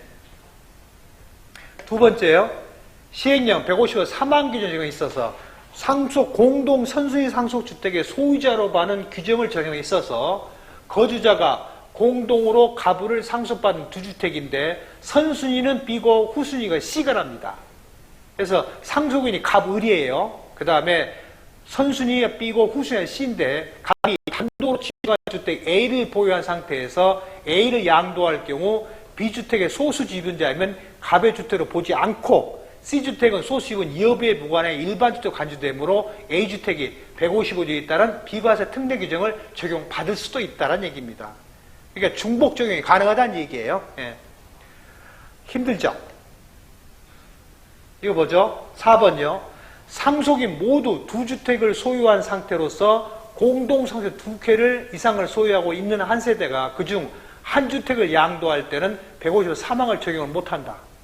예, 선순위 상속주택에 대한 소유자 판단 기준을 적용을 못한다라는 얘기입니다. 왜냐하면 공동주택의 동일세대 상태에서 두 주택을 갖고 있었다는 얘기가 되겠죠. 이거 하나 보죠. 161쪽에 상속받은 주택을 멸실하고 새로운 주택을 양도하고 비과세 부여. 그러면 기존에 선순위 상속주택을 헐어버리고 새로 지은 집은 선순위 상속에 변함이 없어요. 그대로 존속이 됩니다. 새로운 주택은 상속주택 연장으로 보아 155 2항에 따른 이세 특례 규정을 적용한다. 하지만 양도소득세를 비과할 수 있는 주택의 부수토지 범위는 멸실된 상속주택의 정책면적의 3배, 5배, 10배 범위 내에만 적용해준다. 아까 제가 잠깐 말씀드렸어요. 기존에 집이 있었는데 소실도에 붕괴를 했다. 새로 헐어버렸다. 그러면 주택의 면적이 늘어난 걸 생각하지 말자. 주택의 부수토가 늘어나는 것은 문제가 된다. 그럼 반대로요. 당초의 집이 100평짜리가 있었어요. 헐어버리고 30평으로 바꿨어요. 그러면요. 그건 문제가 없겠죠. 당초 주택이 100평이었으니까. 그럼 당초 주택이 30평이었는데 100평이 늘어나 버렸어요. 이 사람이 인위적으로 100평을 늘린 거예요. 그러면 30평일 때는 3배를 곱하면 90이에요. 근데 100평으로 하면 3배가 300평방미터가 돼버려요. 그러니까 안 돼. 그럴 때는 100평으로 증가된 때로부터 2년 이상 가야 돼요. 이것도 마찬가지라는 얘기입니다. 상속주택 헐고 새로 지었다. 그럼 상속주택 헐기 전에 기존 주택이었을 때에 3배, 5배, 10배를 적용하지 새로 신축된 정착면적에 3배, 10배를 적용할 수 없다. 이 뜻이 됩니다. 이게 경우수가 너무 많아요. 그죠? 자, 이건 155조 제6항 얘기입니다. 한 주택을 가진 자가 또 문화주택을 갖고 있다고 한다면 문화주택은 아예 없는 걸로 봐버리고 일반 주택만으로 비과세 해줘라. 그 다음에 일반 주택을 팔고 또 새로운 일반 주택 C를 취득했다. 또 판다. 또 비과세 해줘라. 라는 규정이지 이 문화재 주택을 팔 때 비과세 해줘라 규정은 아니에요. 그러면 문화재 주택을 팔 때 비과세 받을 수 있는 방법은요? 문화주택 갖고 있는 상태에서 일반 주택을 1년 이상 경과 후 일반 주택 취득하고 일반 주택을 취득한 때로부터 3년 내에 문화주택 팔면 비과세 가능하겠죠. 예. 그러니까 항상 뒤집어도 생각해 봐야겠더라고요. 그래서 이와 같이 문화재 주택은 지정문화주택이 있고 등록문화주택이 있다. 그냥 쉽게 생각한다면 국가가 관리한 것은 지정문화재, 지자체가 관리한 것은 등록문화재. 근데 반드시 뭘 확보해야 돼요? 등록증, 지정서를 반드시 확보하셔야 돼요. 그래갖고 입증을 해야 돼요. 입증을 못하면 나중에 문제가 될 수 있습니다. 자, 보시죠. 쪽수로 163조 중간 부분요. 문화재 1주택과 일반 2주택인 경우로서 선양도하는 일반 1주택은 중과 대상이면서 공개를 받을 수 없다. 그 말은 뭐냐면 제가 아까 설명드렸지만 정작 문화재 다 서울에 있다고 합시다. 문화주택을 팔 때는 중과 안 해요. 근데 주택수에 빼버리는 건 아니에요. 3주택은 맞아요. 그러면 근데 A, B는 일반 주택이고 C가 문화재 주택이다. A나 B를 팔면 중과당한다는 얘기입니다. 비과세 못 받겠죠. 물론 일시적 2주택은 논외로 하고요. 근데 지금 말썽 하나 난 거 있죠. 예전에 지금은 개정해서 관계없는데 2주택이에요. 3주택이에요. A, B는 일시적 2주택이고 그 다음에 하나는 장기임대주택이에요. 그럼 3주택인데 그러면 3주택과 거주주택 비과세 특례 규정은 어떻게 해요? 중복 적용해야 안 해요? 해준다고 돼 있어요. 근데 A가 종주택을 팔았는데 이게 고가주택이에요. 그러면 12억 초과 상무 양도자 이게 장특공제를 배제하고 그 다음에 세율을 45%라고 합시다. 75%를 적용해. 맞냐? 안 하는 게 맞냐? 지금 아마 다 추징하고 있을걸요? 이게 개정을 했어요. 일시적 3주택 상태의 비과세된 경우라고 한다면 설령 과세 대상일지라 중과를 안 한다는 규정을 신설을 했어요. 근데 신설하기 전까지의 그 해당 주택이 고가다. 그러니까 일시적 2주택이면서 150, 20항과 중첩이 된다면 비과세는 해주되 12억 초과 상담은 중과하고 장특공제 배제입니다. 예, 추징합니다. 그러니까 이런 경우도 생길 수 있다는 얘기입니다. 그래서 간혹 지금은 큰 문제가 없지만 그럴 수가 있기 때문에 매우 조심하시라. 자, 이게 농어촌 주택이에요. 여러 선배님들이 농어촌 주택을 말을 반드시 앞에 저쪽으로 붙여줘라. 소득세법상의 농어촌 주택이냐 조특법상의 농어촌 주택이냐, 즉 소득시행령 150호 7항 14항까지의 상속 기농 2농이냐, 조특법 99조에서 하는 해당되는 2003년 8월 1일부터 2025년 12월 말사에 취득한 농어촌 주택이냐를 반드시 말을 해주라. 그 다음에 소득세법에 따른 농어촌 주택이 아니라고 해서 너무 낙심하지 마라. 혹여라도 이게 조특법상 농어촌 주택으로 갈 수도 있다.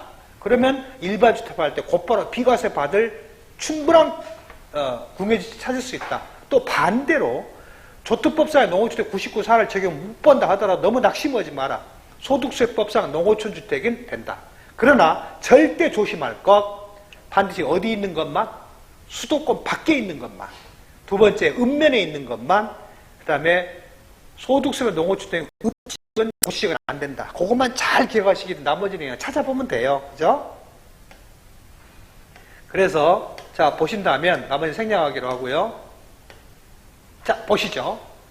소득세법상 농어주택 소재 기준입니다. 소재 기준은 수도권인 서울, 인천, 경기도 밖에 있어라. 반드시 읍지역이나 면적에 있어라. 하지만 면적은 도시지역은 안 된다. 도시지역은. 그럼 도시지역이라면 뭐가 돼요? 쪽수로 말한다면 166쪽입니다.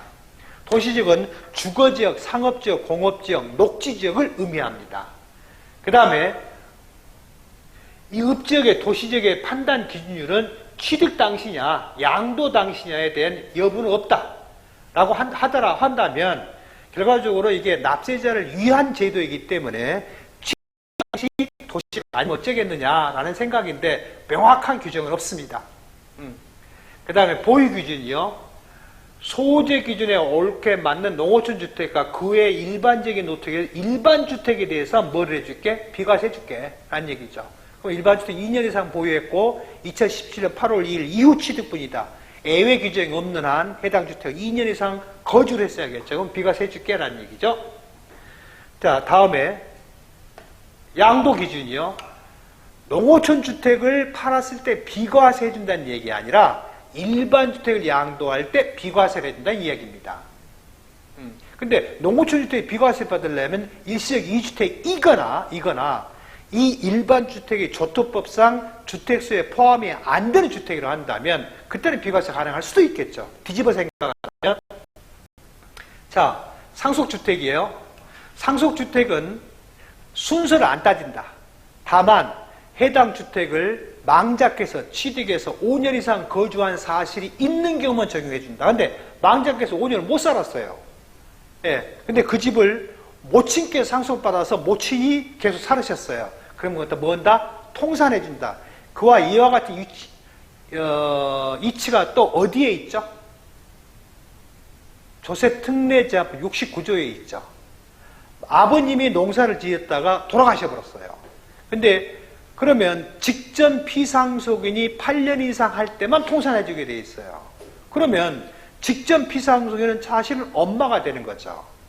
근데 엄마가 아버지가 돌아가셔서 엄마가 상속을 받았어요. 엄마가 또 상속 개시돼서 아들이 받았어요. 그러면 아버지의 재천자행기간 플러스 어머님의 재천자행기간 모두 더해서 8년이면 돼요. 그런 이치와 비슷하다는 얘기죠.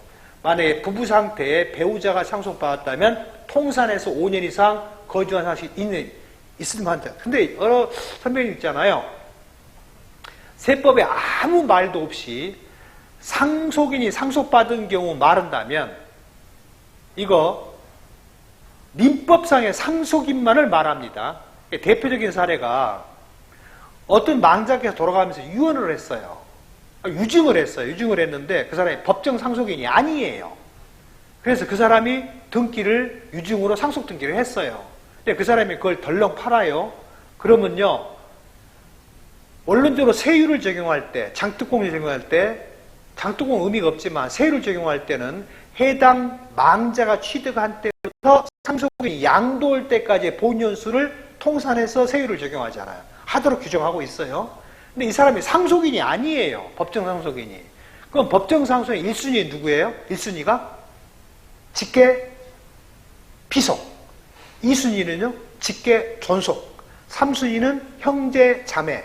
그 다음에 4순위는 사촌 이내의 혈족이에요. 근데 배우자는 1순위, 2순위와 동격이에요. 그렇죠? 만약에 애들이 없이 남편이 죽어버렸어요. 그럼 원론적으로 상속인이 누구예요? 원칙적인 상속인은 존속이에요. 근데 존속도 다 돌아가셨어요? 그러면 누가 상속받아요? 배우자가 상속받죠. 근데 만약에 존속이 살아계세요. 그럼 어떻게 돼요? 배우자와 존속이 공동 상속이 돼요. 그죠? 그러니까 이 사람은 이 민법상에 적혀있는 법정 상속이 아닌 경우가 많으면 상속 개시일로부터 보유연수를 계산해야 돼요. 그래서 마찬가지로 법정 상속 의무를 제가 잠깐 설명을 드렸어요. 그래서 5년 이상을 반드시 사망 상속인이 살았어야 돼. 피상속이 살았어야 된다. 자, 이랬을 때에 세법상 일반 주택과 선수 상속이 있다 하면 일반 주택을 먼저 취득하고 상속을 나중에 받으라는 얘기냐, 상속을 받고 나중에 일반 주택 취득하는 얘기냐. 세법은 없다.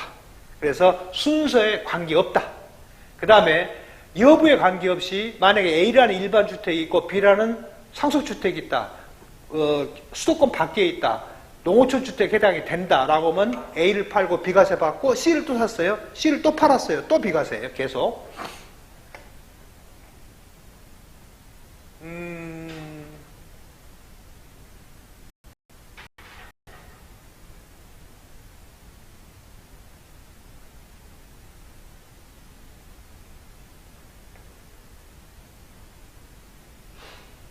여기 두 번째 거 보죠. 수도권 밖에 읍면에 소재하는 상속주택이 있는데 망작해서 5년 이상 거주한 주택이에요. 농어촌 주택이죠. 이 경우에는 기존과 같이 1세대 1주택 비과세 판정 시 주택수 계산을 제하여 일반 주택을 수차례 취득, 양도, 가로 열고 상속받은 주택을 멸실하고 새로 신청한 걸 모두 포함해서 비과세를 계속 적용 가능하다. 그러니까 순서는 필요 없다는 얘기죠. 그것만 잘 기억하신다면 실수는 없을 겁니다. 자, 그 다음에 이농주택이에요. 이걸 먼저 보시죠. 이농주택 선취득, 일반주택 후취득 경우만 적용해 줍니다. 그런데 우리 소득세법에 이농이 몇 번 나와요? 딱 2번 나와요. 여기 한 번 나오고요. 시행령 168조에 8회 한 번 나와요. 거기에 비사업용 토지에 이농 농민이 갖고 있던 농지는 이농한 때로부터 3년간은 제천장을 간주를 해주죠. 유예기간 3년이 있어요. 거기서 이농은 농사를 짓다가 때려치고 그 동네에 눌러 앉아도 관계없어요. 근데 여기 이농은 안 그래요. 반드시 다른 시구면 전주로 가야 돼요. 그 다음에 두 번째, 반드시 이농 사유가 뭐가 돼야 돼요? 간혹 이런 말을 많이 해요. 아무 생각 없이. 아버님이 고령인지라, 아버님이 건강상의 이유 때문에 농사를 못 짓기 때문에 이농했어. 그러니 일반 주택 팔 때 비과세 해주라. 그렇게 말해버리면요, 절대 비과세 못 받아요. 반드시 조건이 뭐예요? 조건이 뭐예요? 전업이에요. 그래서 우리 아버님이 뜻한 바 있어. 농사를 작파하시고 서울역에 오셔서 막노동판에 막노동꾼 일을 하십니다. 그럼 뭐예요? 전업이에요. 근데 그걸 생각 않고 아버님이 고령인지라, 아버님이 건강상 이유 때문에 농사를 때려치고 서울집에 샀습니다. 이렇게 말해버리면 일시적 2주택에 그건 적용 못 받죠. 그렇죠? 그러니까 매우 조심하시되 이농주택을 선취득, 일반주택 후취득이 된다. 이거 꼭 기억하세요. 실수할 수가 있습니다. 자, 그 다음에 기농주택. 기농은요, 말은 기농이라고 표현하지만 기농, 기어입니다. 예, 어업을 목적으로 촌으로 간 것도 관계없어요. 근데 기어는 내가 낚싯대 메고 가서 볼락 잡은 거 이런 경우는 말을 안 해요. 예, 진짜 그 면허 또는 허가업을 하는 그 업자의 종업원으로 들어가든지 본인 스스로가 어업의 종사를 반드시 해야 돼요. 근데 일반적으로 기호에 따른 경우는 별로 만날 일이 없습니다. 기농에 대해서 설명해 보시죠. 기농은 절대적인 조건, 일반주택 선취득, 기농주택 후취득이 돼야 돼요. 예. 왜냐하면 일반주택을 소유한 자가 기농을 목적으로 취득한 주택 이렇게 표현했기 때문에 물리해서 그러면 일반주택 선취득, 기농주택 후취득입니다. 그 다음에 기농하기 전에 취득한 걸 어떨 것이냐. 기농하기 전에 미리 산 것도 인정할 거냐. 꼭 기농한 후에 산 것만 인정할 것이냐. 그 순서는 따지지 말아라. 하지만 일반 주택을 먼저 갖고 있어야 돼요. 그 다음에 기농주택의 소재 기준이요. 예전에는 주민등록지 또는 원적지 또는 본적지가 거기에 있는 경우로 한정을 했는데 이걸 삭제했어요. 연고지 조건은 의미가 없다. 예전에는 본인 또는 배우자가 원적지, 본적지 또는 주민등록지로 10년 이상 거주했다는 경우만 한정을 했었는데 지금 없어져 버렸어요. 그래서 요거 삭제했고 수도권 밖에 읍면이 있어라. 도시적은 절대 도시적은 안 된다. 그 다음에 기농주택은 취득 당시 기준시가가, 죄송합니다. 취득시가가 12억 원을 초과하면 안 된다. 그 다음에 대지의 면적은 절대 200평, 660평방미터를 초과하면 안 된다. 그 다음에 기농주택의 소유자가 타인 소유인 대지 면적이 660을 초과한다면 특례 규정 적용 못한다. 그러니까 사기는 뭐 아들 명의로 사고, 예, 기농을 했다. 그런데 그것이 660을 넣어버린다. 안 된다는 얘기입니다. 660은 얼마에 외우기 어려워요. 몇 평으로 외우면 돼요? 200평. 이렇게 외우면 편해요.